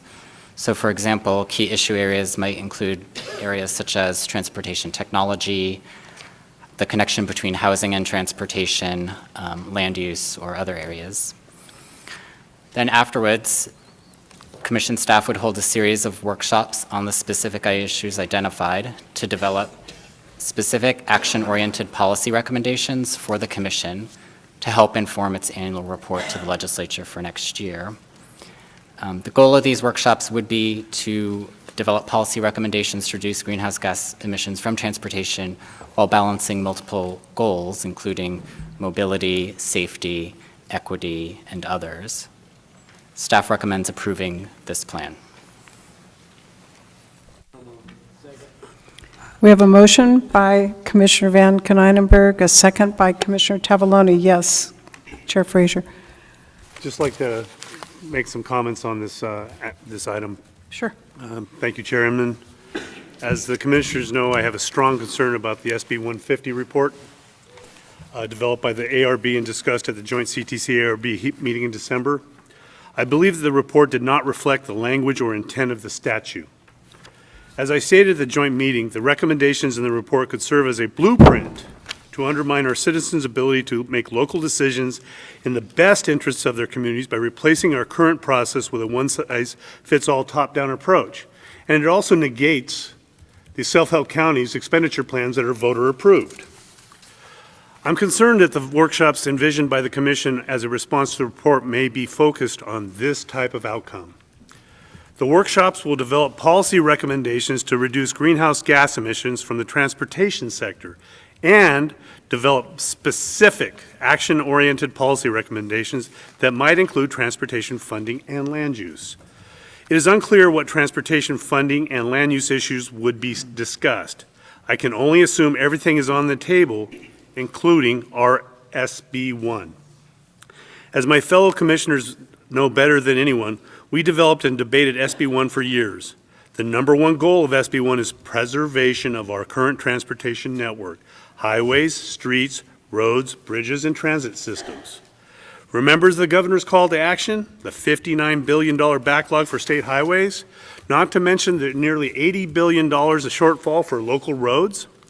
Maintenance and preservation makes the roads safer for the traveling public, helps the economy, and helps mobility for all modes, including transit, and biking and walking. The goal should not change. These programs do not need to be reworked or refocused. We fought hard to pass SB 1, 2 years, 4 months, 6 days. Then we fought hard to save SB 1. The voters reaffirmed SB 1. We should not have to fight to retain its purpose and its integrity. I hope we can keep that in mind.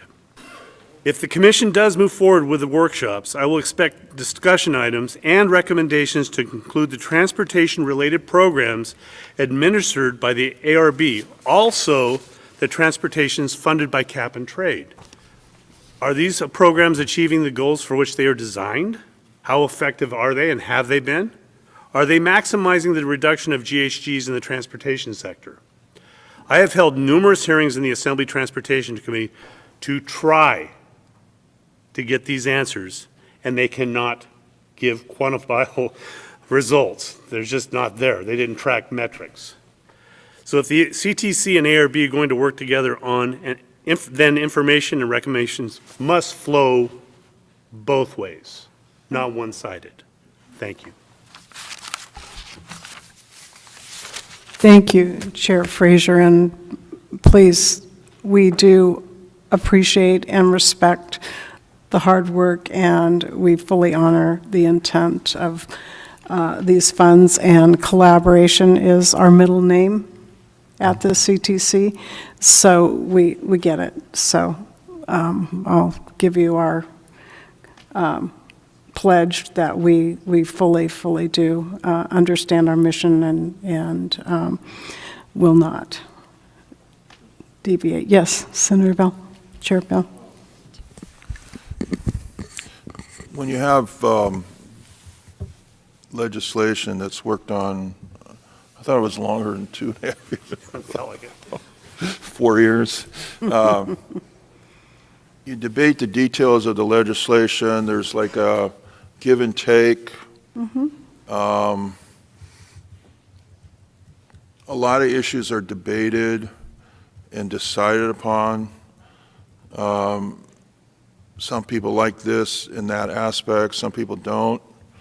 The details are worked out. I think an easy way of saying what my colleague is saying is you don't want to rewrite SB1, okay?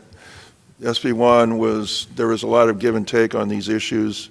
And you don't want to kind of go through them again and kind of try to change SB1 and rewrite it. And, you know, and I think, I don't know if you recall this. I think there was a lot of people, SB1 was not unanimous. There was some people that got up and testified and said we're against SB1 for various reasons.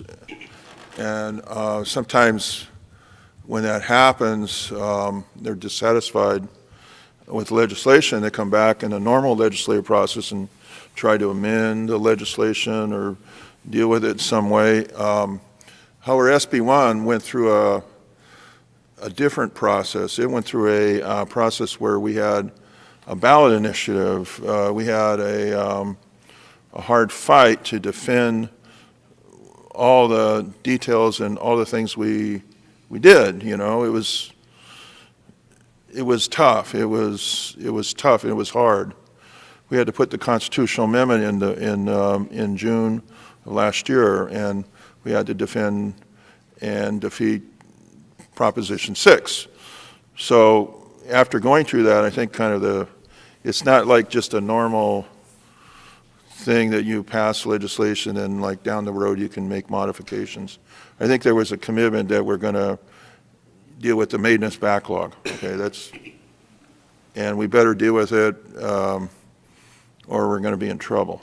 And so like there's a worry that we don't want to diffuse that particular main goal, you know, that we spent a lot of time defending, and we had harsh attacks on us, and we defended it from those harsh attacks, and there's expectations based on that.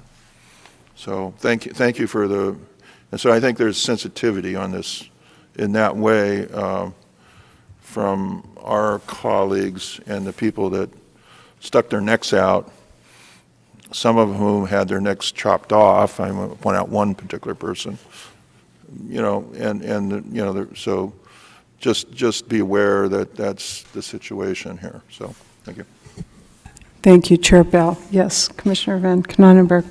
I just want to affirm once again all the great work that you both did, and second all of what you're saying. As the one, I think I made the motion on this item.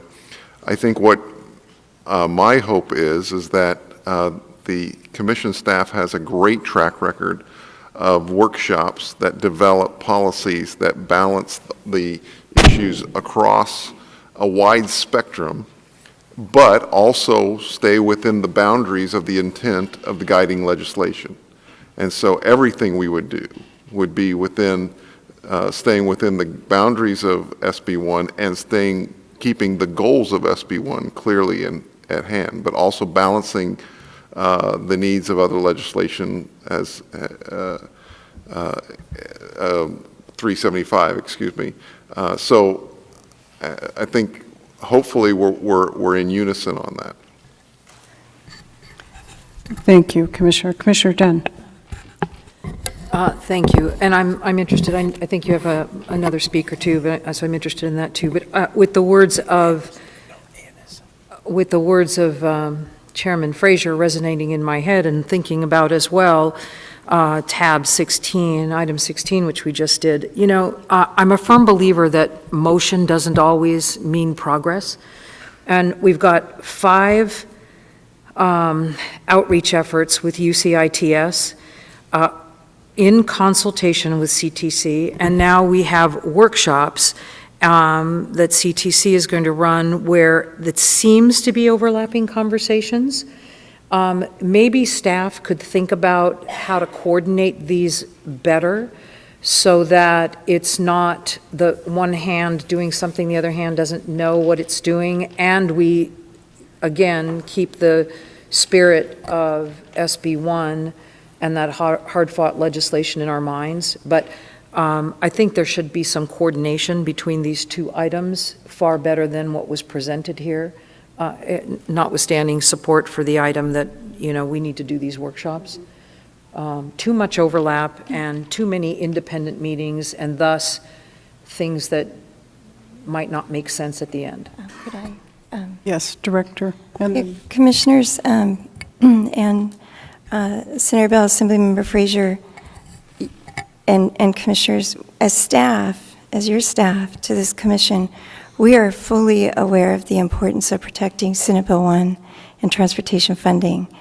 The intent of staff in bringing this forward, it was requested the commission in December, but I can assure you that as we embark on what we're as staff moving forward on developing policy recommendations, it would be with the intent of working with our partners to actually help them in their helping them carry out their responsibilities as far as within the structure of the commission is responsible for adopting guidelines for the development of regional transportation plans, as well as the guidelines for development of sustainable community strategies. We also have a role in establishing, or the commission does, within those guidelines of providing guidance on modeling, and there may be areas within that structure that we could actually provide some recommendations to the legislature that might help the MPOs and the regional agencies and the local agencies as well. We don't know unless we talk with everyone and get together and hear from everyone if there's something that the commission could make a recommendation on that would provide assistance. There are other areas within, within Senate Bill 375 with regards to CEQA streamlining, some CEQA incentives that we understand never really were able to be put to use. And there might be areas within there that our partners in industry and in the housing world might have some ideas. And so we wanted to have the conversations to take place to see if there might be some avenues that we could bring forward to you to consider at the legislature. So that was really the intent here. It was not to undermine all of the hard work, and we truly, truly recognize that. I do. It was phenomenal. And then having the repeal was devastating, the potential for that. With regard to the university's exercise, I do want to assure you that is a university-led effort. There was a conversation that I had with Professor Sperling where he told me what he was going to be embarking on. I don't think he's here anymore. And to have a conversation about all the different avenues, all the different areas is interesting. It might help us in our role narrow down a couple of the key policy areas in which we want to focus on for the purposes of what we're doing. So our workshops will not start until after you see ITS is complete. So there will not be an overlap with regard to the workload that we are undertaking here.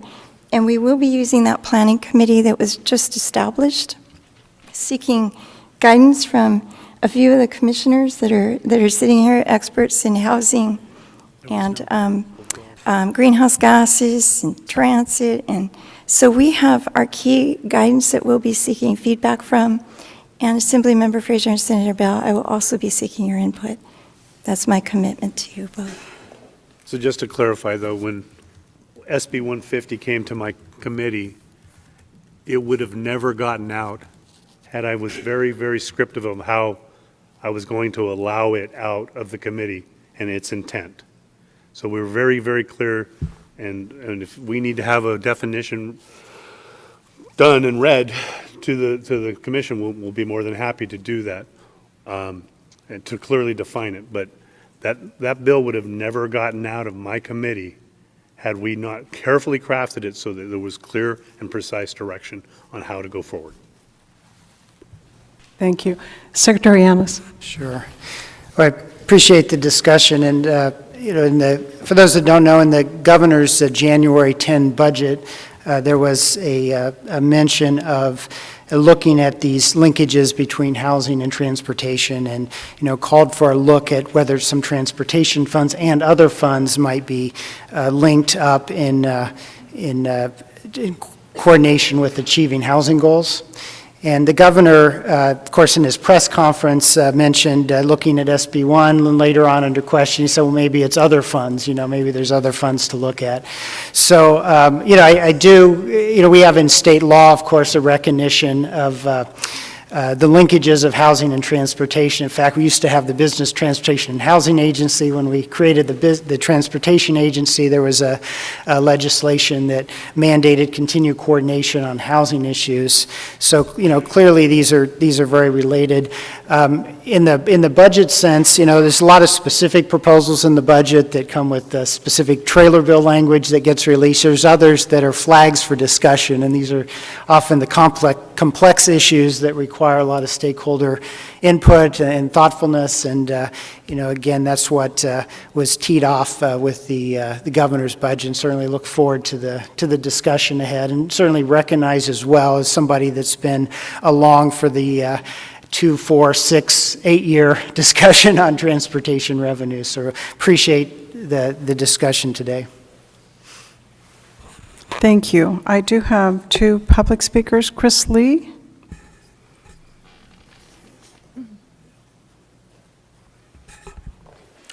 Good afternoon, Commissioners. Chris Lee on behalf of the California State Association of Counties. We are obviously a concerned stakeholder when it comes to the intersection of land use and transportation. Boards of Supervisors are the land use authority for our state's unincorporated areas, and together with the cities in California, we own and operate over 80% of the centerline miles of roadways in our state. I do appreciate the comments by the Executive Director about the scope of this effort, because I think that's something that is naturally a concern to us, and making sure we are focused on the areas that really are under the purview of the Transportation Commission. I also wanted to recognize the comments by the Transportation Agency Secretary about some of the parallel discussions that will likely be going on this year about the links between transportation and housing.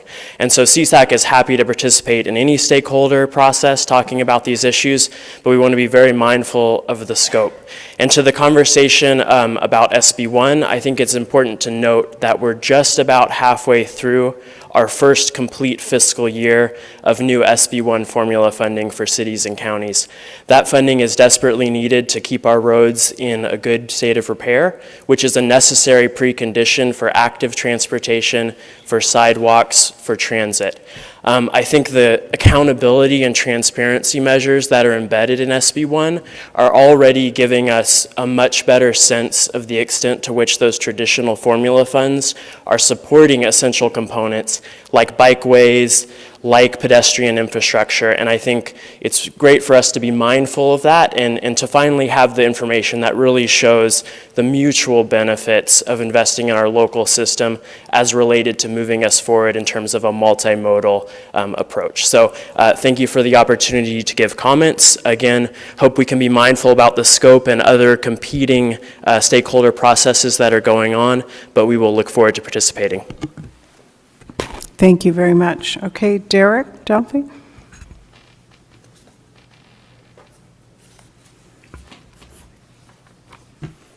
Good afternoon, Commissioners, Chairs Frazier and Bell. Thank you for the opportunity to speak to you today. My name is Derek Dolphy on behalf of the League of California Cities.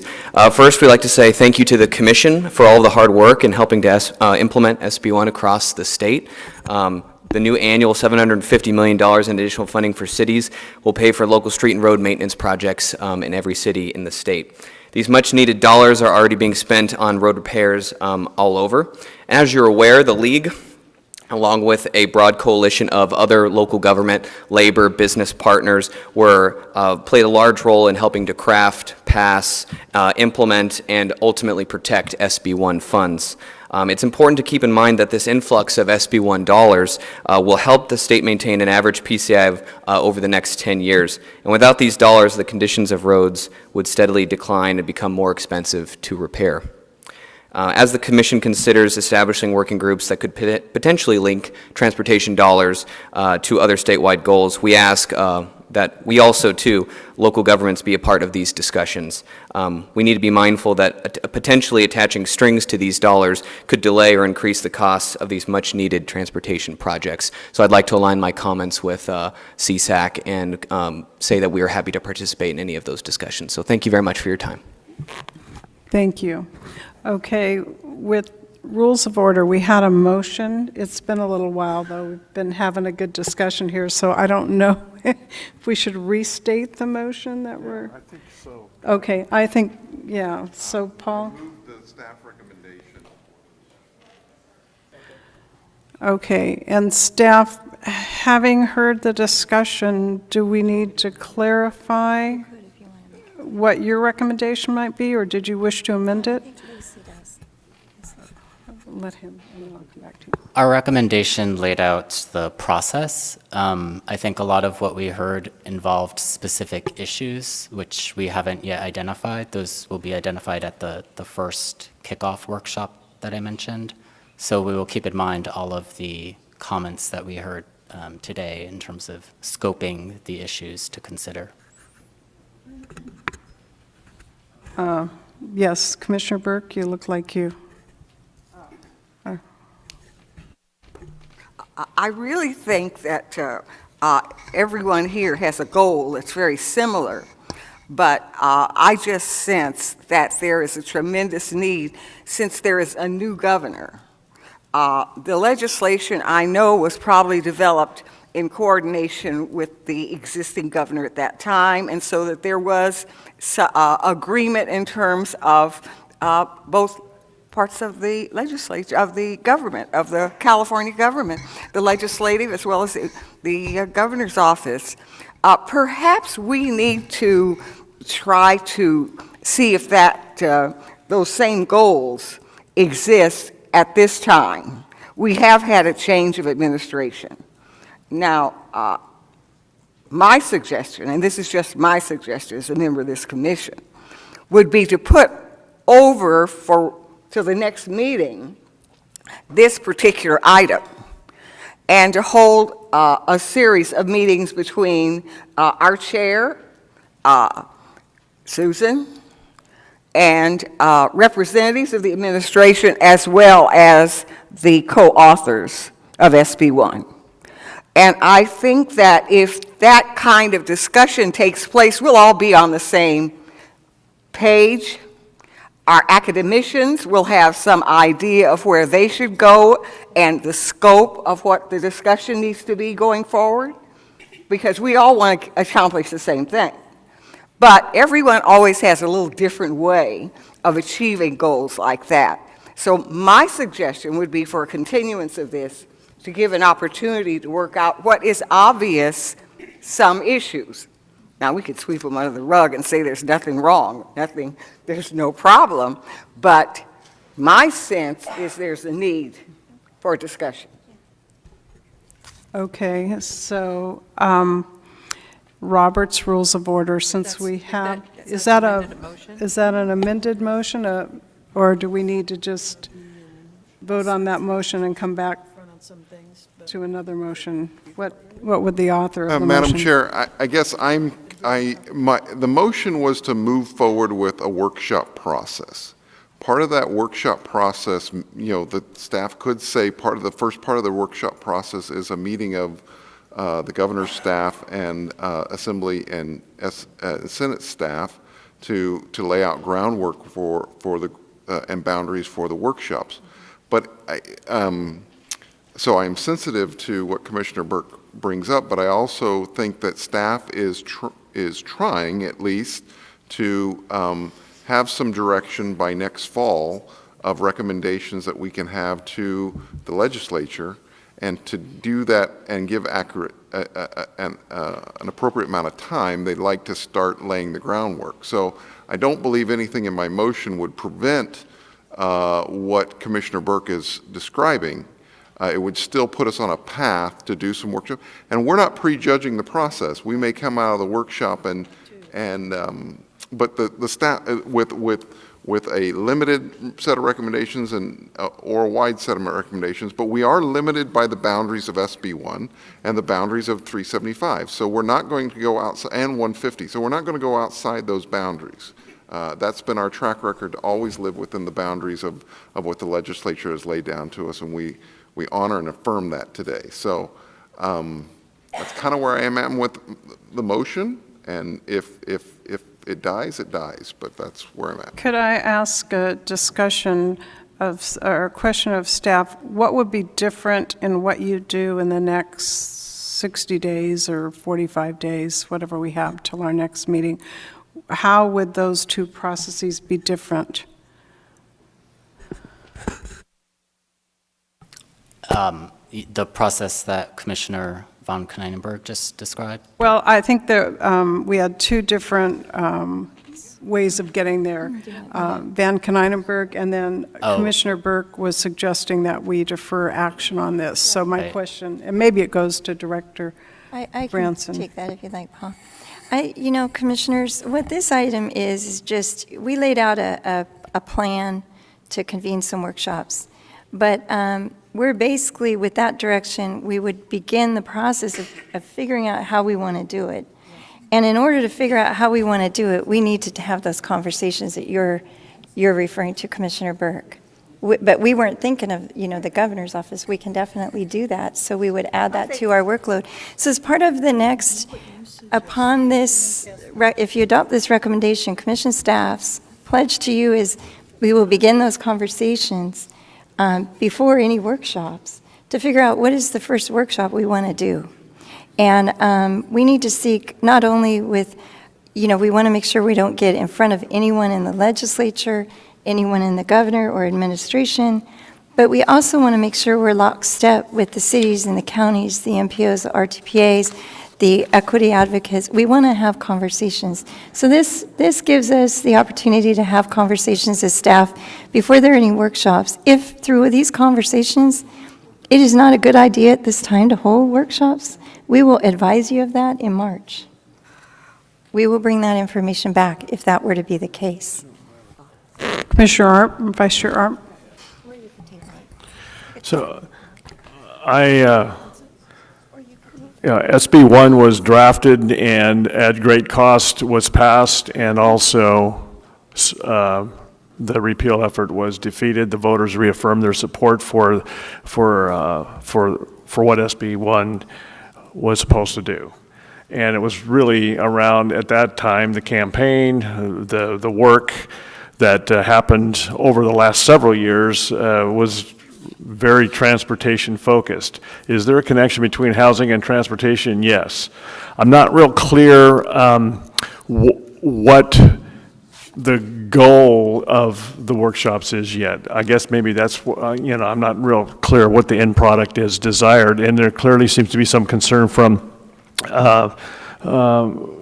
Mr. Frazier and Mr. Bell about where those are going, and so I think we need to get that cleared up a little bit. I would like to have a clear sense for what those concerns are and what the workshop's impact on SB 1 funding would have. To me, a workshop's a workshop. I don't know how much impact it would actually have on decisions that are made for funding. So if there is a clear connection on that, I would need to be more clear on that myself before I think we move forward. So I'm not really ready yet to make a vote to say, let's just go ahead and move forward with this until we get some of this cleared up. I think Commissioner Burke has made some good comments. It certainly helps to weigh in with the governor, but frankly, this was done before he came on board as governor, so it's really going to be, I think, on them to learn more what SB 1's all about and what the goal is there. And if there is additional needs that affect housing and transportation, then we need to look at that. But it may or may not change. I don't think it's going to change what SB 1 did, because SB 1 is what it is. Thank you very much. Commissioner Kehoe, did you have your hand up? Yeah, I'd like to make a comment, please. I think the whole discussion has been, very beneficial, and a lot of important points have been brought up. I think there are important points that could be addressed in the course of planning our workshops. And I think we're here, we've given direction. Last time we decided we wanted to do them. Now today we're giving direction to staff to begin to develop what the workshops would be, when they will be panel discussions, will there be experts, who should we invite? And I really feel a sense of urgency to move forward on developing these ideas, not finishing them off. I think the commission's job and the legislator's job is to keep this process alive and evolving. And what Yvonne said is very important. We do have a new governor. We do need to coordinate, and we want to make sure our legislative partners are on board with what we're doing. But we also hear from the public following our meetings, when are you going to take action? What programs are you doing? What are you doing about greenhouse gas reductions and other issues? So I don't want to lose time. We don't meet every month. We'll be dark all of February, will we not? So I'd like to at least give the green light for staff to work on bringing us a structure, a timeline for the workshops, begin to think about who panelists or experts could be invited, and then we can tinker with how we see our communications with other agencies and the governor's office and the legislature, how we see those evolving going forward. So I'd like to support the motion and give direction to staff to keep up their work. Well, Okay. the schedule's already been established, hasn't it, for the workshops?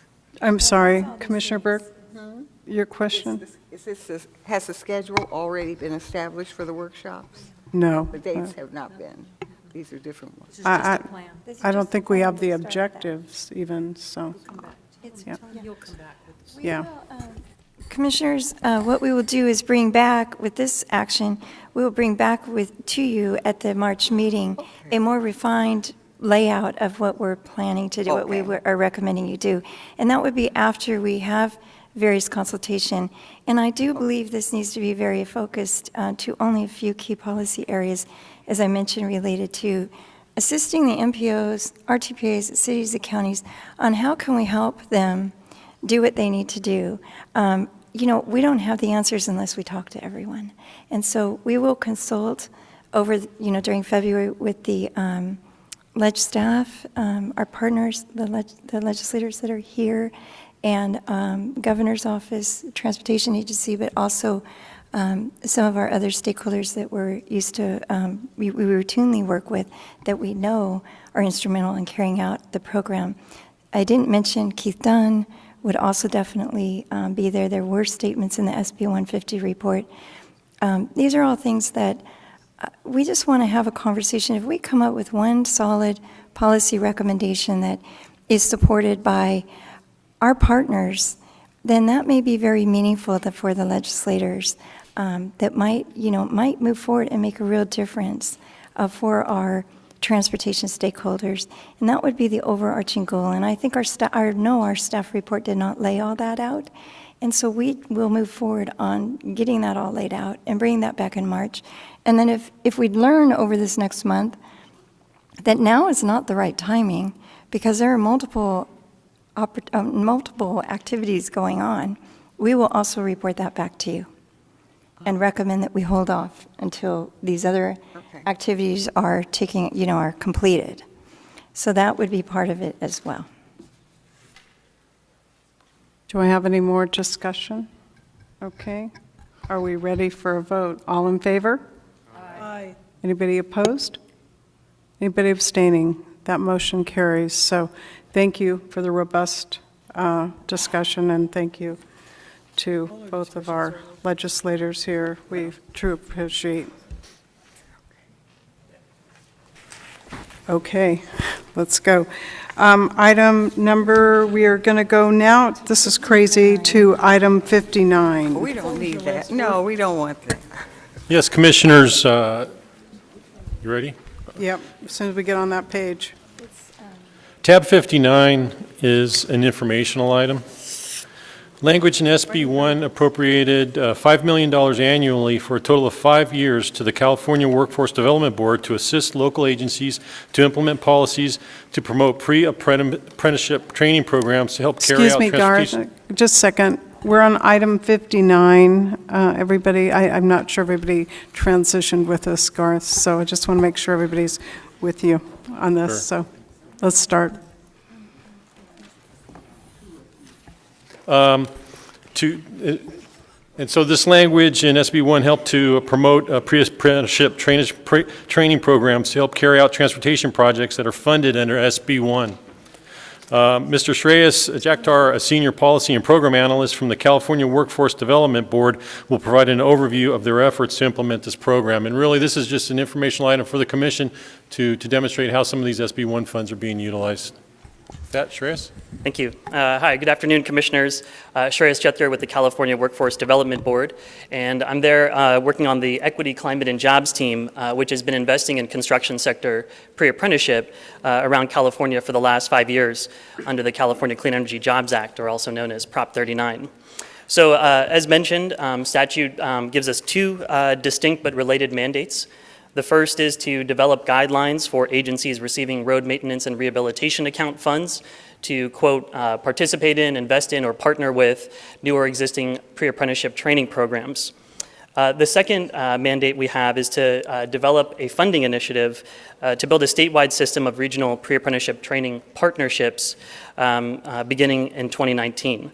So today I actually would like to just take a few minutes to focus on the guidelines which we're beginning to roll out, and I'll wrap up by touching on the funding program towards the end of my remarks. And to be clear, both the point of both the funding guidelines and the funding program and the guidelines is to ensure that industry and the general public has a skilled and trained workforce to deliver quality projects. And to do that, to build that workforce in a way that creates access to good jobs and careers in the construction industry, particularly for Californians that have been excluded from economic opportunity and face significant barriers to employment. And in our experience, the best way to get at both of these objectives for industry, for the public, for communities and workers is through the apprenticeship system. State-certified apprenticeship in the construction trades is the gold standard in workforce development because it is training and employment, hence the moniker, earn while you learn. Apprenticeship, however, has a high bar to entry. It's complex, it's hard to navigate, and it is demand-driven. It's not an infinitely expandable training program. Therefore, pre-apprenticeship is absolutely essential to helping people move up and in to careers in this industry and get into a state-certified apprenticeship program. So to take just a minute to explain what we mean when we say pre-apprenticeship, we mean that it's something that is multifaceted, that is resource-intensive.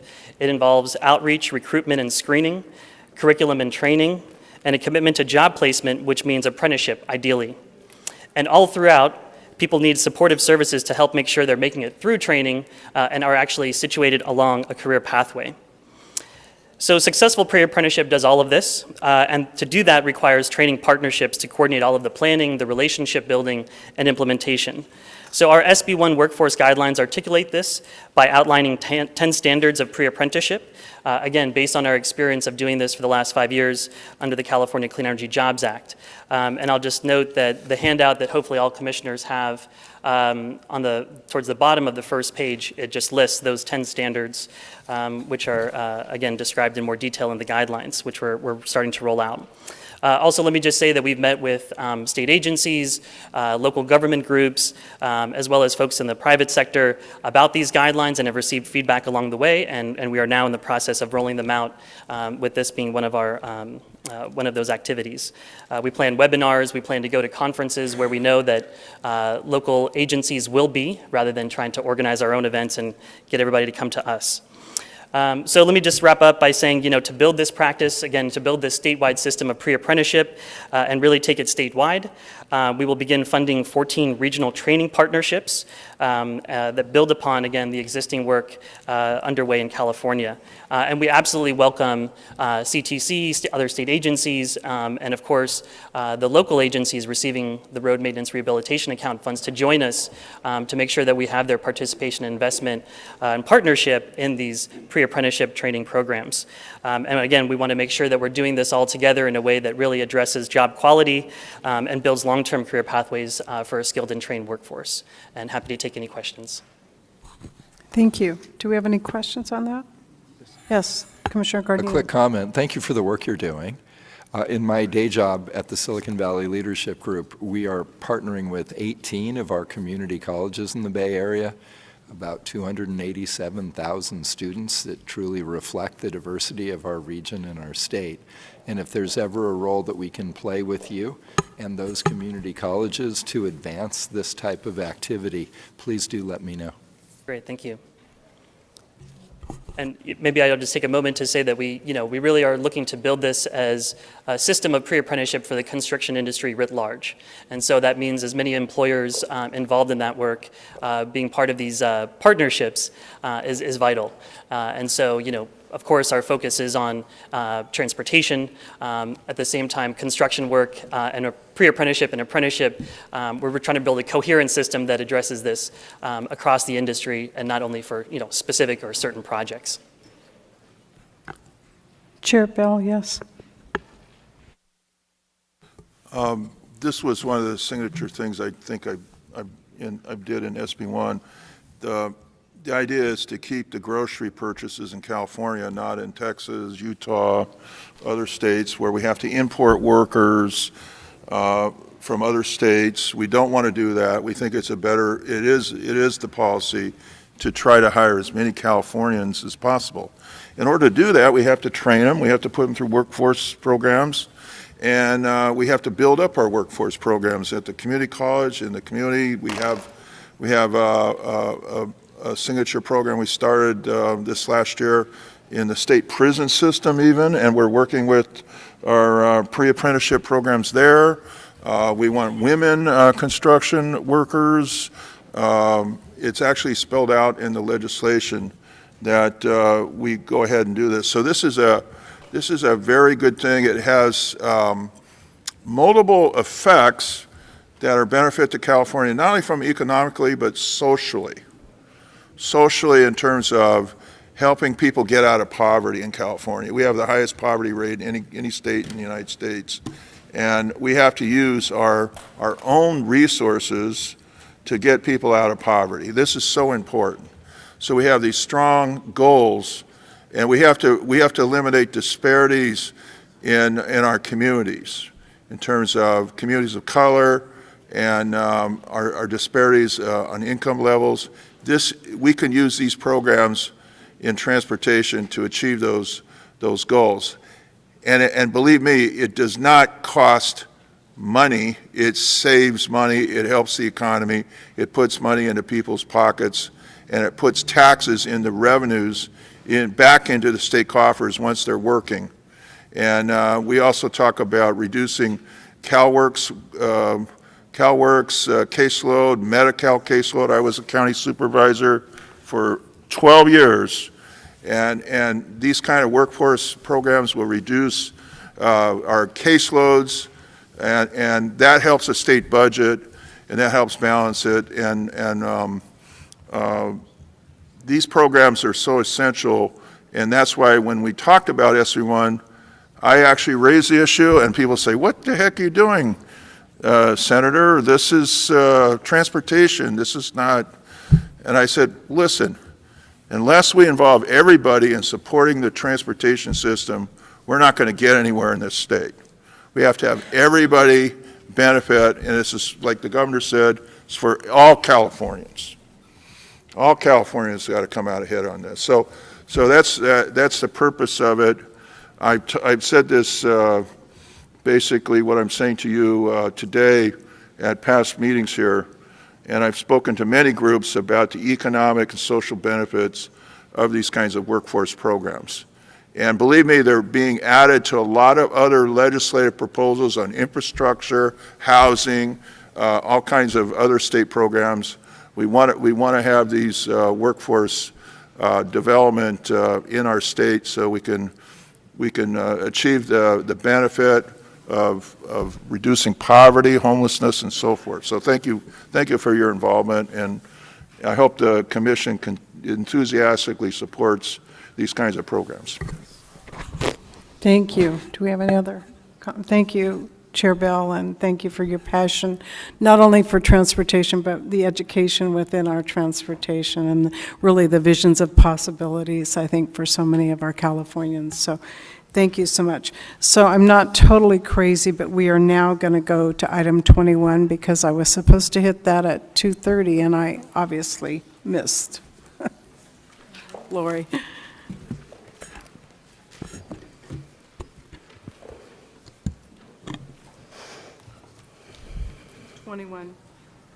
Good afternoon, Commissioners. Item 21 is an information item to hear public comment on the 2019 Active Transportation Program, statewide and small urban and rural components, staff recommendations. Staff recommendations for the statewide and small urban and rural components of the 2019 Active Transportation Program were made available to the Commission, Caltrans, regional agencies, and stakeholders by email on Friday, December 28, 2018, and posted on the Commission's website. Revised staff recommendations were posted on January 18, 2019, and staff recommendations were again revised on January 29, 2019. You should have those as a pink. We have also received various correspondence relating to the staff recommendations after posting the book, so you should also have those as pinks. Caltrans provided some information regarding the recommended projects on January 25th, 2019, and you also have that spreadsheet as a pink. Program guidelines and the fund estimate for the 2019 ATP were adopted in May of 2018. Project applications were due by July 31st, 2018. The 2019 ATP includes 4 years of funding for fiscal years 1920 through 22-23. Originally, the statewide component programming capacity had $218,780,000 available for programming. And in the small urban and rural, there's $43,756,000 available for programming. An additional $18,786,000 in savings from lapsed funds or canceled projects from prior cycles was added to the statewide component, increasing the programming capacity to $237,566,000. This brings the overall capacity for the program for this cycle to $464,246,000. The remainder will go to the MPOs for the regional components and for the CCC. Applications were received for 554 projects with a total of request of ATP funds of over $2 billion. Commission staff formed a multidisciplinary advisory group to assist in evaluating project applications. The advisory group consisted of stakeholder volunteers with expertise in bicycling and pedestrian transportation. Each volunteer was teamed with another volunteer to create evaluator teams. Each team was comprised of a volunteer from the north part of the state and a south part of the state. The evaluator teams reached consensus on each application score by question and by overall score. Commission staff also reviewed every application and reviewed the evaluator's consensus scores to identify any inconsistencies. One of the projects included in the original staff recommendations, City of Compton Blue Line First Last Mile Improvements, Compton and Artesia station areas, did not meet the programming conditions to designate a replacement project implementer by January 16th. As a result, the City of Compton chose to forego the award, and the requested amount of $22,572,000 was distributed to the next highest scoring applicants. Another project, the City of Avenal's Avenal Safe Routes to School State Route 269 Improvement Project, received a revised score from an 84 to an 88 and is now recommended in the small urban and rural component. These changes are reflected on the pink revised book item and programming spreadsheets. In the statewide component, the scoring cutoff to be recommended for funding was at 89. 12 projects scored an 89, so staff used the secondary ranking system that's described in the ATP guidelines for projects with tie scores. Programming capacity at the cutoff score is available to fully fund 5 of the 12 projects that scored 89 and fund $3,217,000 of the $4,756,000 requested by the City of Santa Barbara for the US 101 State Street Undercrossing Active Transportation Improvements Project. Since the City of Santa Barbara also qualifies for the small urban and rural component, the remaining $1,539,000 will be funded from that component to fully fund the project. In the small urban and rural component, the cutoff score for funding was an 85.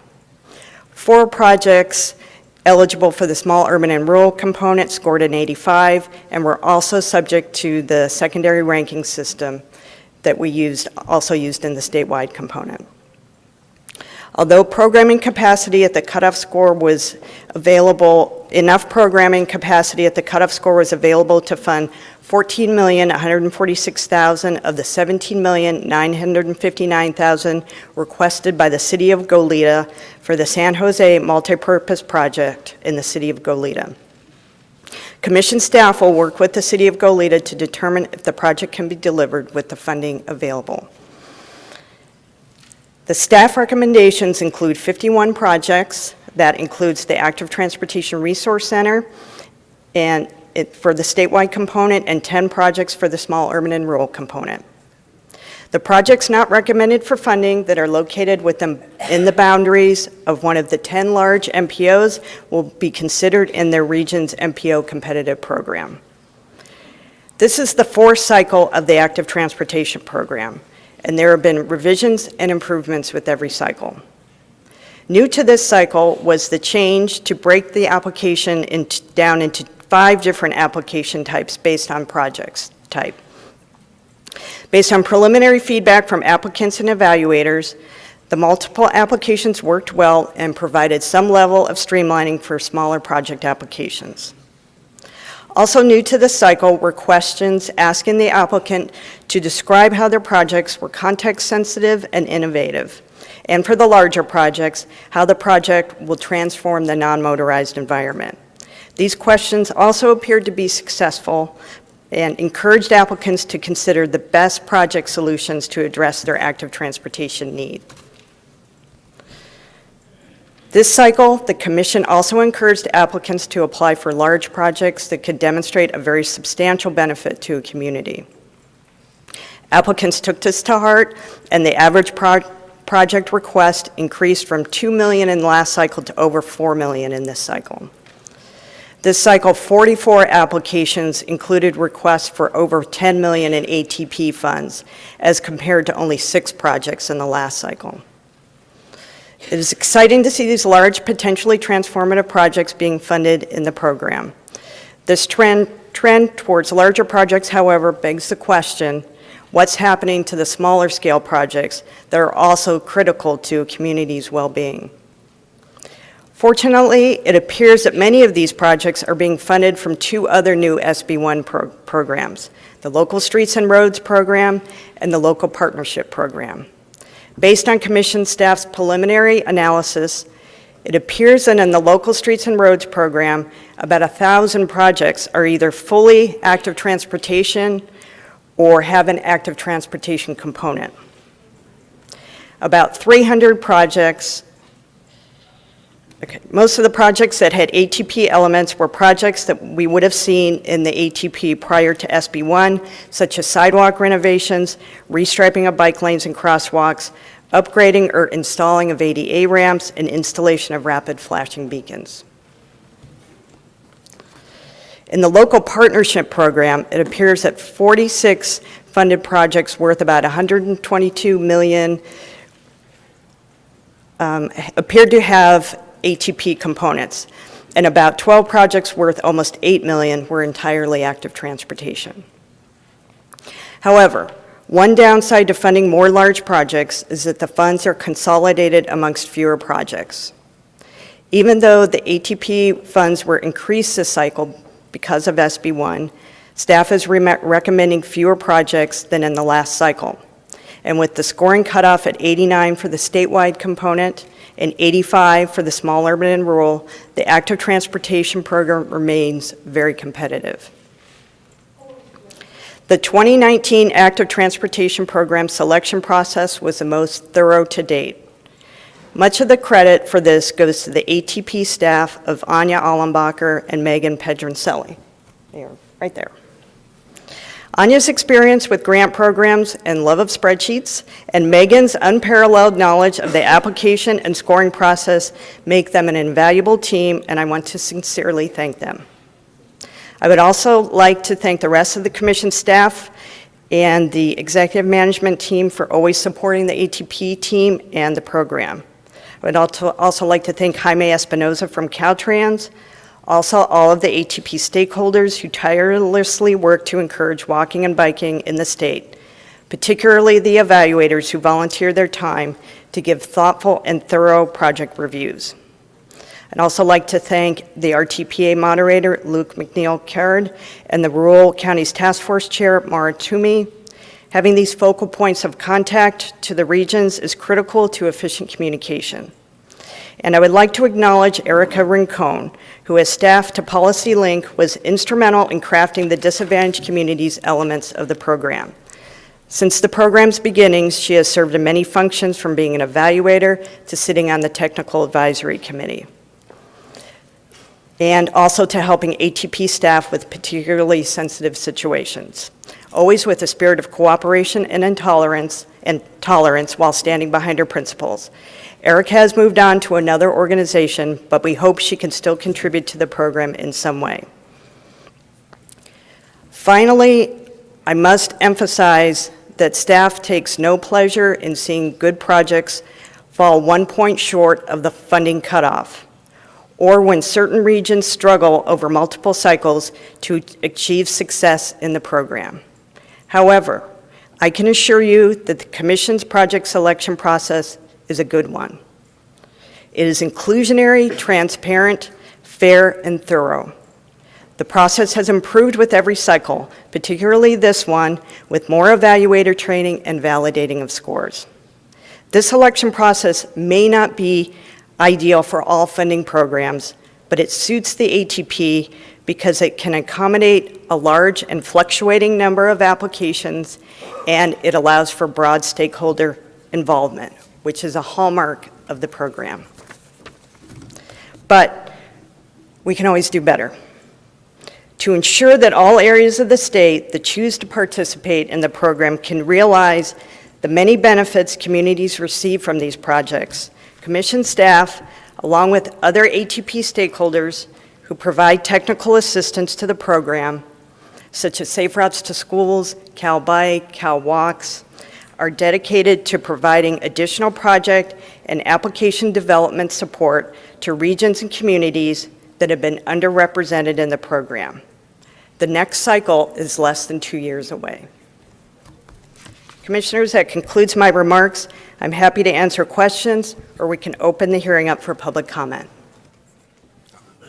Okay, do you want to, let's hold on our questions, because I've got a number of cards from the public comments. So, Lori, thank you for all your hard work first, and we'll thank you again. But anyway, so public comments. Can I get the speakers to maybe line up? I have Marcella, Rye, followed by James, and then Ann.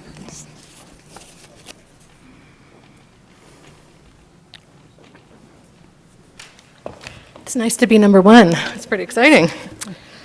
So I'm Marcella Klim, Executive Director from the Humboldt County Association of Governments, and I'm here today to express support from the Humboldt region for the Active Transportation Program, but also to thank you, your staff, and Caltrans staff for the administration of the Active Transportation Program, for the transparency in the process, and the numerous opportunities to participate in the development of the guidelines. Although our region only has 1 in 8 of our applications that is recommended for approval, that project, the Humboldt Bay Trail South project, is truly transformative and is directly in line with the guidelines. It's so transformative that I'm already starting to worry about the fare box for our commuter transit, but I have a couple years to figure that one out. So Lori Waters and Bill Higgins from CalCog taught me the importance of telling a story in order to be successful. As the RTPA, I see our role as giving storytellers something to talk about. So HCOG will continue to do that, and we just want to thank you again for this program. Thank you. Right?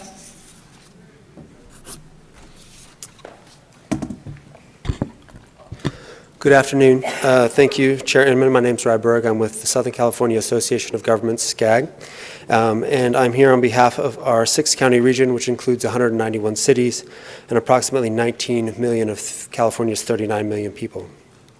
SCAG wants to express our support for the staff recommendations that were released on December 28th of last year, and with the modifications that have been made since. In a region that suffers from high collision rates and chronic diseases, it's imperative for our region's economic future and our quality of life to get people active and make sure it's safe and comfortable for them to be so.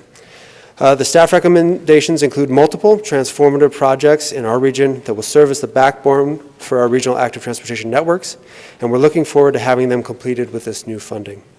SCAG also wants to thank the CTC staff and the CTC, especially Lori and Anna, for their work on Cycle 4 of the Active Transportation Program. We recognize that a lot of hard work went into the Cycle 4 guidelines and the application package.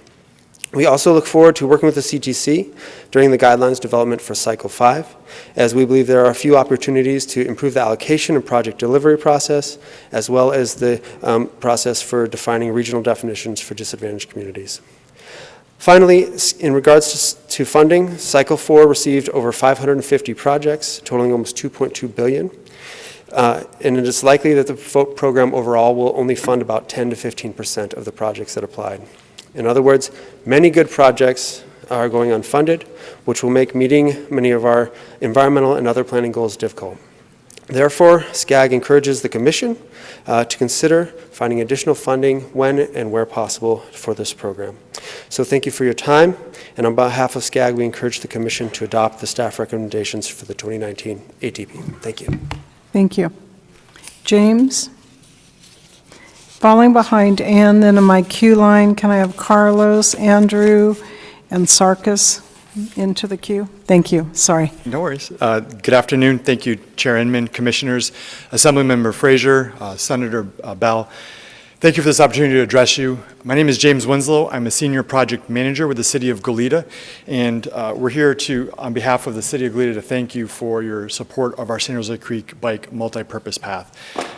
This is a project that's located in both the City of Goleta and the County of Santa Barbara. It's a large regional project. The project's located in a disadvantaged community. It will greatly improve safety for bicyclists and residents. It will encourage active transportation, and it will remove barriers and gaps in the network. Once constructed, it will remove 4 significant barriers in our regional network: crossing US 101, Union Pacific Railroad, San Jose Creek, and State Route 17. So once constructed, residents will be able to access their schools, their neighborhood clinic to the north, as well as the University of California at Santa Barbara. The project has significant regional community support, and staff, we're working closely with project managers from District 5 Caltrans in coordination with their US 101 replacement and State Route 217 bridge replacement projects to ensure that our project collaborates with them. So again, thank you so much for supporting the project, and we're looking forward to the asterisks of having it fully funded and the commitment there, and want to thank CTC staff, particularly Lori Waters and team, for their hard work and effort. So thank you very much. Thank you. Ann?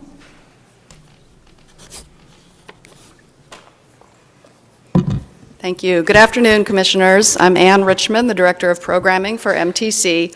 I'd like to start by offering my thanks to the Commission and to CTC and Caltrans staff for handling the Herculean task of reviewing the hundreds of applications that were submitted and for the numerous workshops and outreach that staff conducted as the program was being developed.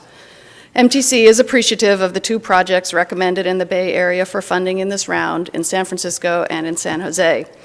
However, I have to add that we are deeply disappointed in the overall results, as the Bay Area is only recommended to receive just under 5% of the funding for a region with almost 20% of the state's population.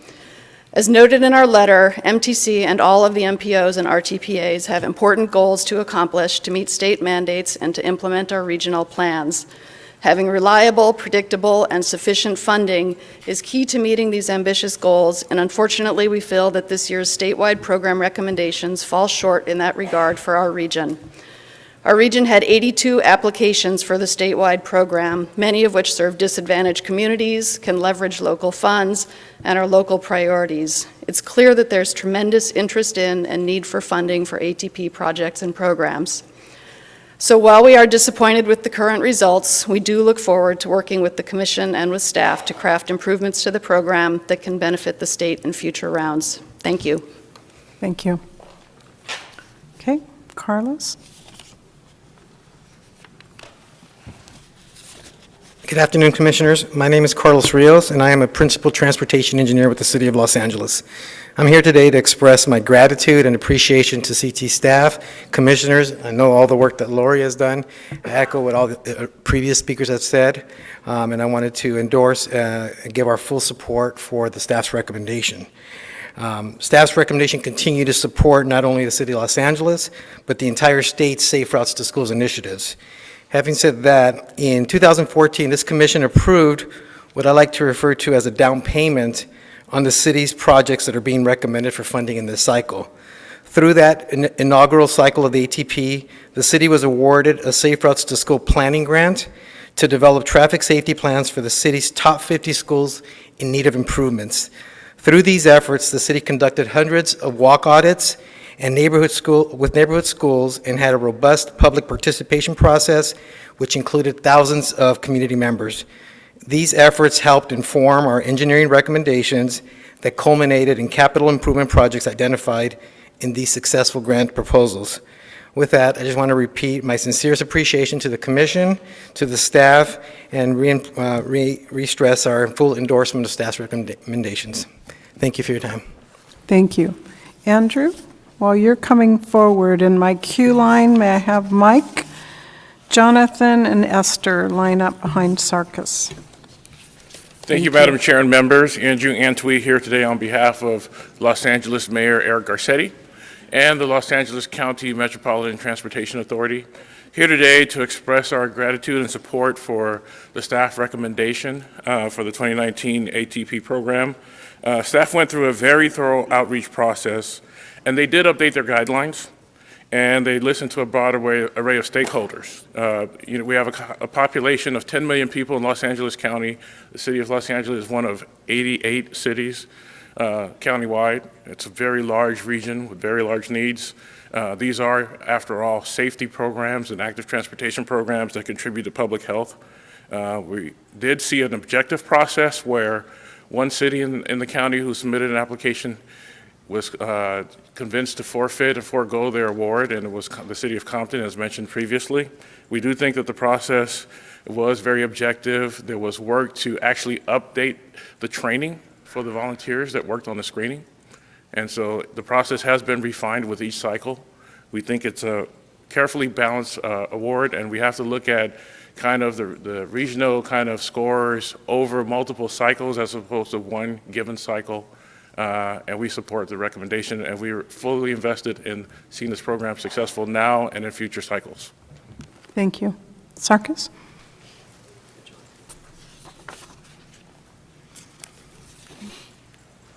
Thank you, Madam Chair, Commissioners, Senator Bell, and Assemblyman Frazier. Sarkis Kachik with the Santa Barbara County Association of Governments and the Central Coast Coalition. Just real quick, thank you to Commissioner Arp and congratulations.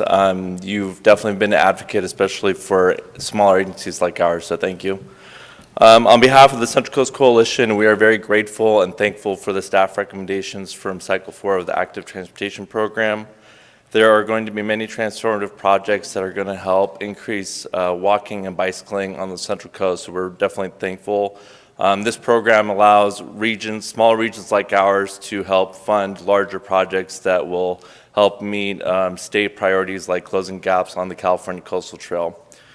We would like to thank Ms. Lori Waters, Ms. Anya Allenbacher, and Ms. Megan Petruccelli for all their work on this program. This is a very unique program with many large, diverse group of stakeholders, so we thank them for their work.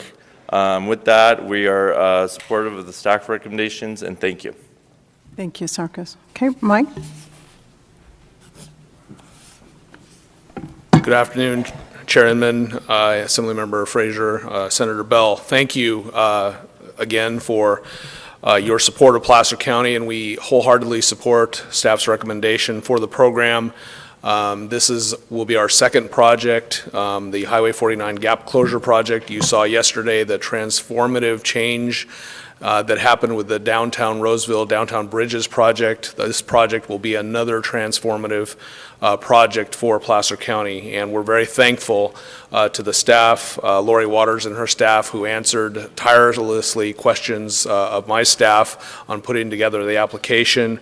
We worked very closely with District 3 and the community to make sure that this project was going to be all that it was set up to be. This project really corrects an unsafe situation on Highway 49 where we've had several fatalities. It helps safe routes to schools. It benefits 6 schools on that corridor, and it benefits a number of major employers, including a large hospital in Auburn. So we thank you again for your assistance, and we wholeheartedly support the program. Thank you. Thank you. Jonathan? And while Jonathan's coming forward behind Esther, may I have Linda and then Renee? Good afternoon. Excuse me. My name is Jonathan Matz. I'm California Senior Policy Manager for the Safe Routes to School National Partnership. We're here to support the staff recommendations. Back in, I believe it was May in San Diego, I sung the praises of the ATP team for their outreach process and the guidelines. I think it's borne fruit in the current crop of applications. And I specifically want to praise the work of the more than 100 volunteer evaluators across the state who volunteered, between the range of 12 and 20 hours of their time, going over some very detailed and very long applications, question by question. I specifically want to commend the work of the CTC staff who helped prepare very detailed scoring rubrics, which the evaluators, I think, were quite diligent in going through point by point, looking at each question and coming up with objective, randomized responses. So I want to complement the process and support the results. As Lori mentioned, there are a number of technical assistance opportunities for the program throughout the state, including one that we offer. So we're always hopeful of encouraging more applicants and helping them through what remains a very competitive process. I'll just say briefly in regards to questions that have been raised at this meeting about geographic disparities, sort of some not so quick number crunching, but number crunching that we've done at the partnership has shown that a lot of that comes down to just a huge range in how many applications were submitted according to different regions, 38% of them coming from Southern California. So the actual success rate of those applications mirrored essentially the statewide success rate overall. So we think it was a terrific process going forward, and we're very supportive of the results. So thanks especially to Lori and Anya for their work on this. Thank you. Esther? Good afternoon, Commissioners, Assemblymember Frazier and Senator Bell. My name is Esther Rivera with California Walks. I'm the State Policy Manager. I want to start off by really thanking CTC staff. I know how hard you all work, particularly Lori Waters, Anya Allenbacher, and Megan, I'm so sorry for saying your last name wrong, Petruccelli. But their work just cannot be called out enough in terms of how great they are and how diligent they were in this work. I also want to call to attention just our role in general with California Walks, involvement in the guideline process, in the evaluation process, and even in technical assistance to a lot of different agencies. This process was transparent, it was extremely inclusive and collaborative across the board, and that was largely thanks to CTC staff and their commitment to the program. We are supportive of staff recommendations. We think and we believe in the evaluation process and how it went forth this cycle. And I just want to again call to attention CTC staff efforts of working through the holidays, getting the staff recommendations posted on December 28th when most of us were on a break, and just their commitment again to this program and this process. And I think when we talk about the different layout of the projects, we saw projects from areas that hadn't seen funding before or that have very limited funding for active transportation, including places like Gustine and Inyo County. But in general, of the representation of projects we saw ranging from Northern to Southern California included in staff recommendations. So we are supportive of the projects. I think just the need is still there. We see that in terms of the number of projects that were not selected for funding because there's just not enough to go around, and we're committed to doing more of that work to make sure that we can address walking and biking in the state. Thank you. Thank you. Linda.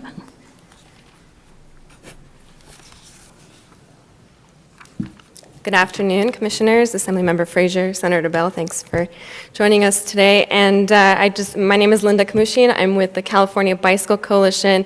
We advocate for equitable and inclusive communities where we are looking at ways to improve the environment for biking and walking. And that means improving safety and improving accessibility, and also how a space is inviting for people to be active in their day-to-day. And so we just want to support the recommendations. We want to show support for the team here who's been inclusive, transparent, supportive through the process.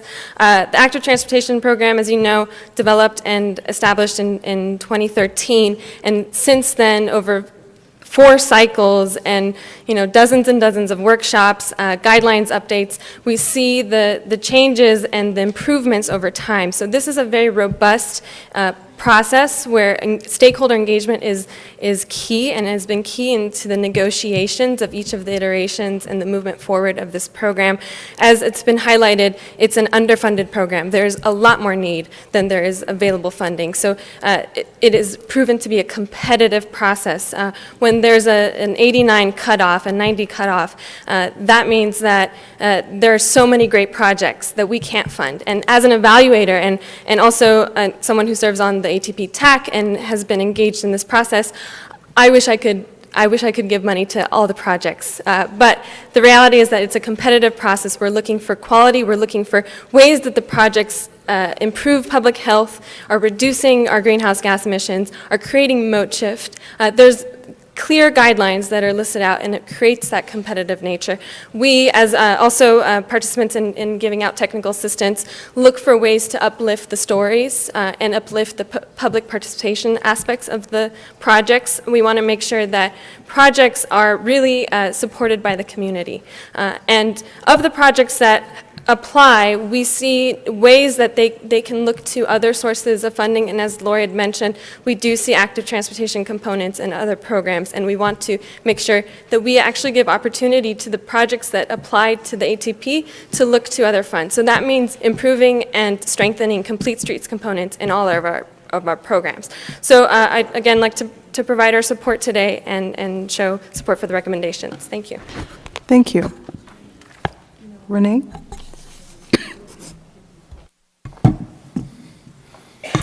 Thank you, Madam Chair, Senator, Assembly Member, Commissioners, and staff. My name is Rene Guerrero, and I'm the City Engineer and Interim Public Works Director for the City of Pomona. I am very thankful and excited to be here after learning that our project, the Pomona Multi-Neighborhood Pedestrian and Bicycle Improvements Project, probably one of the longer names out there, is one of the many projects being recommended for funding from the Cycle 4 Active Transportation Program. If approved and funded, you will enable the city to implement an additional 8 priority projects identified in the city's active transportation plan, bringing its priority active transportation network to more than 50% complete. We will implement bike lanes on over 10 miles of city streets, install traffic calming measures on almost 2 miles of our streets to reduce speeding and enhance safety, and improve 14 intersections and mid-block crossings near key community destinations such as schools and parks that have had a history of pedestrian and/or bicycle collisions. We feel these improvements are critically important because they will do more than just get someone safely from point A to point B. They will create a more robust active transportation network by closing gaps, creating a greater route choices throughout the city, and provide stronger connections across two major barriers that intersect our city, Interstate 10 and State Route 71. So on behalf of the City Council of the City of Pomona, I sincerely thank you for your consideration. I thank Lori Waters and staff for their great efforts thus far, and I look forward to a positive outcome. And I respectfully thank you for allowing me to speak today. Thank you. Okay, I have exhausted the list of public comments that I have, so that was an information item. And now we will move on to item 22. Lori? Commissioners, item 22 is an action item to adopt the 2019 Active Transportation Program, statewide and small urban and rural components. Staff recommends adopting the 2019 Active Transportation Program, statewide and small urban and rural components, as shown in attachment to the item 22 revised hearing book item in the pink project recommendation sheet that you should have. Move approval. I have a motion by Commissioner Gardino, a second by Commissioner Arp. Is there discussion on this? Yes. If I can just make one comment as leading off in the discussion. I think the overwhelming theme that we heard today is an incredibly impacted program because of the tremendous need and overwhelming appreciation for Lori Waters and her team and the work that they do to make this possible. So I just wanted to recognize Lori Waters and her team.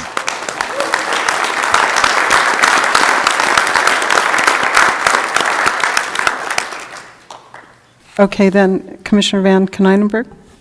Lori, could you shed some more light on the Caltrans summary of issues, resolution, and recommendations for the CTC recommended project? Is it normal to have, because we just got this on a pink sheet, do we normally get this at this late date, or do we usually get this a little earlier, or is it? We did things a little bit differently this cycle, where those ones on there are the results of when the staff recommendations came out. They had, some of the projects had asterisks on them saying that Caltrans would contact them for issues. Some of it is they needed some questions answered on the scope, or they were recommending a schedule change. Typically, it was to move the construction out just for deliverability. So that's what most of those are, and we haven't had time to really work through it all yet. The ones that are recommending schedule changes, those were already included on the staff recommendations, so those have been taken care of. Okay, but nothing on this changes what's in here other than maybe moving scheduling a little bit? No, it doesn't change anything. Right, thank you. Okay, is there any other discussion? Hearing none, we have a motion on the floor. I'm sorry, I didn't see the hands down there. Okay. Chairman Bell? Okay, just, I want to talk about the Bay Area on behalf of my caucus, Bay Area caucus, for the state legislature. We're very disappointed in the result of recent statewide funding of this proposal. It resulted in the Bay Area, notwithstanding the additional funds that were submitted today, if you just took what was on the agenda, 1% of the total funds. So we were concerned about the breadth of distribution of the funds.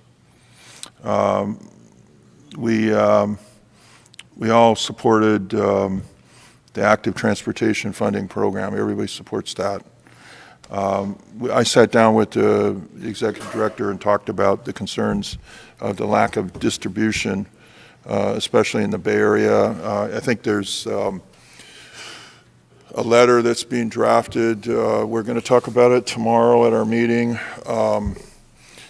It's regarding this EnviroScan process, which, if you note in the statute on SB1, we suggested that other processes being used. For example, Santa Clara County, we have almost I think it's like 450,000 people on Medi-Cal in the county, but we don't have any indication in EnviroScan of any areas of low-income population, even though we have a population of Medi-Cal, not counting healthcare of low-income undocumented people. We have more people that are undocumented and in poverty in our county than the population of some of the counties.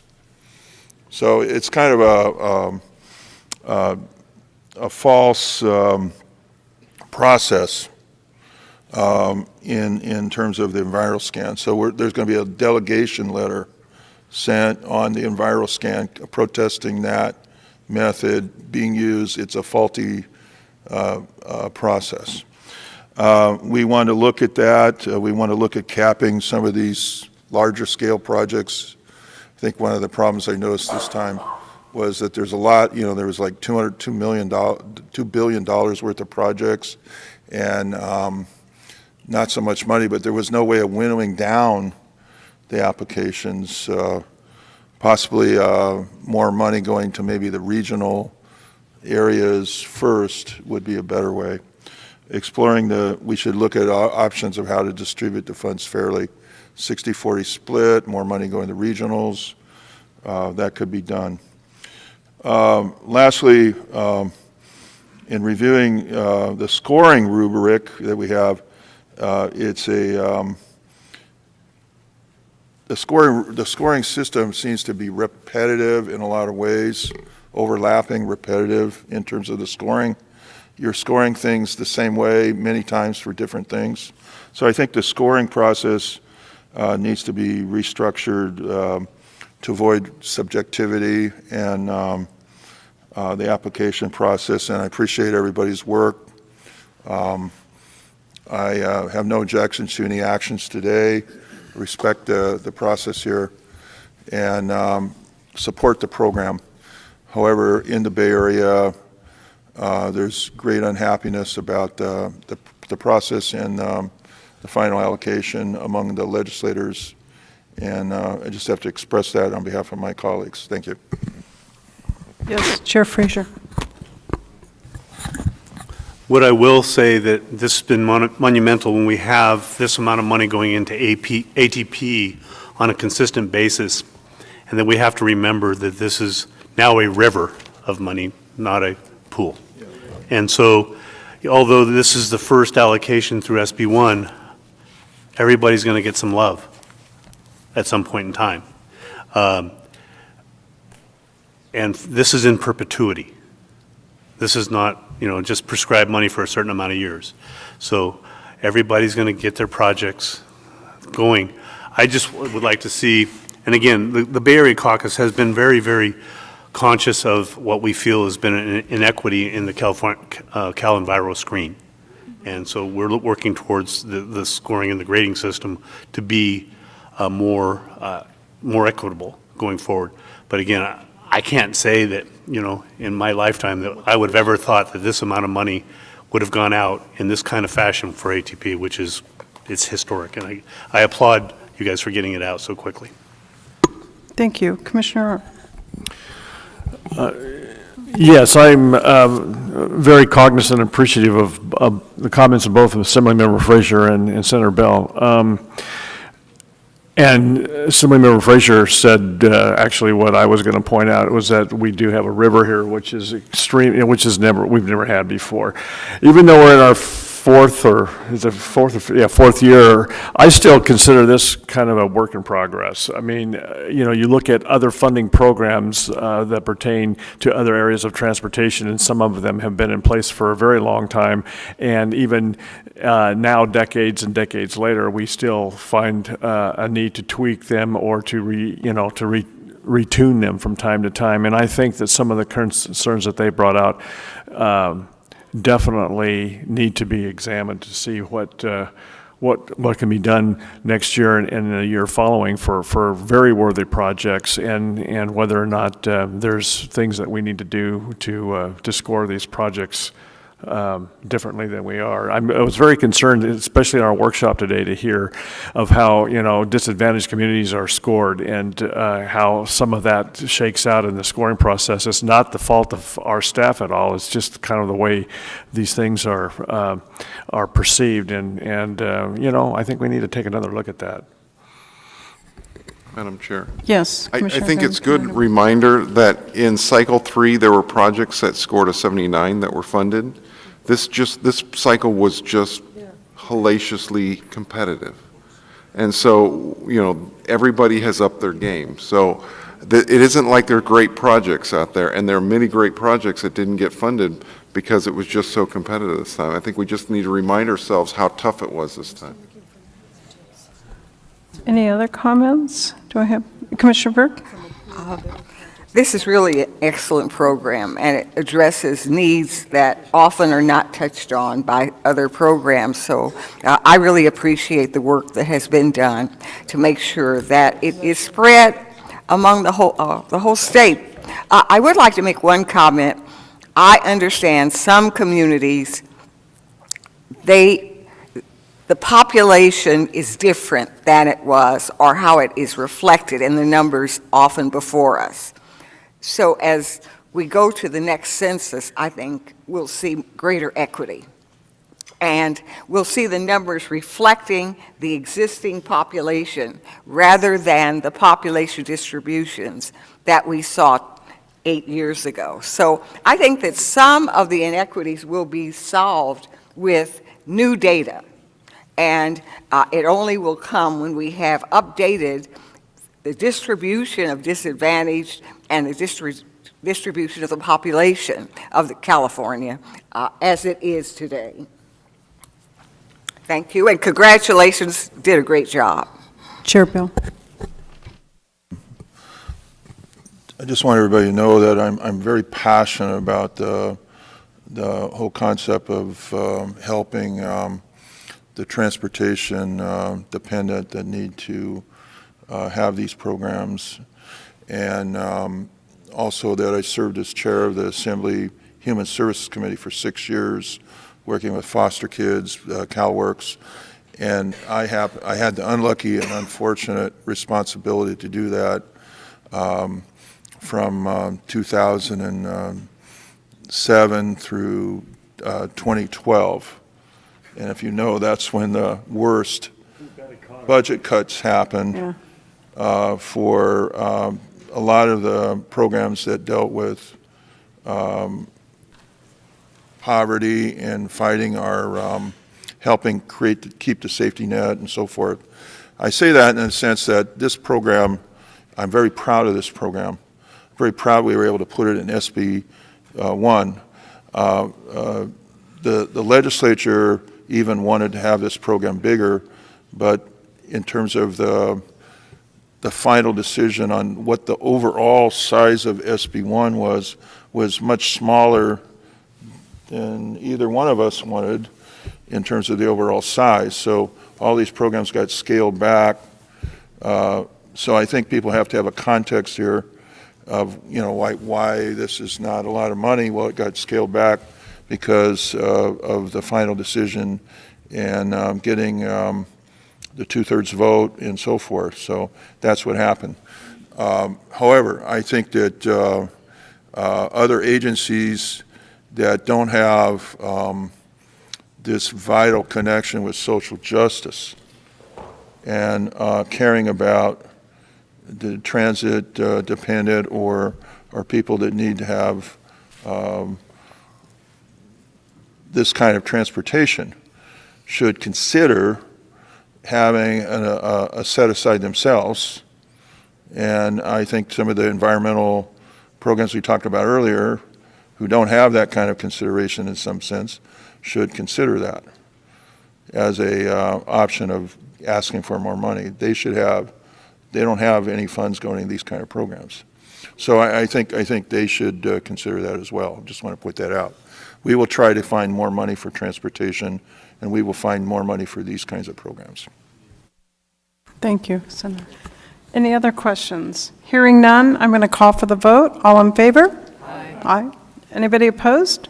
Anybody abstaining? That motion carries. Thank you, Lori, once again, and your team. So we appreciate that. Okay, I think we all probably need a bio break, even though we're running late. So let's take 6 minutes.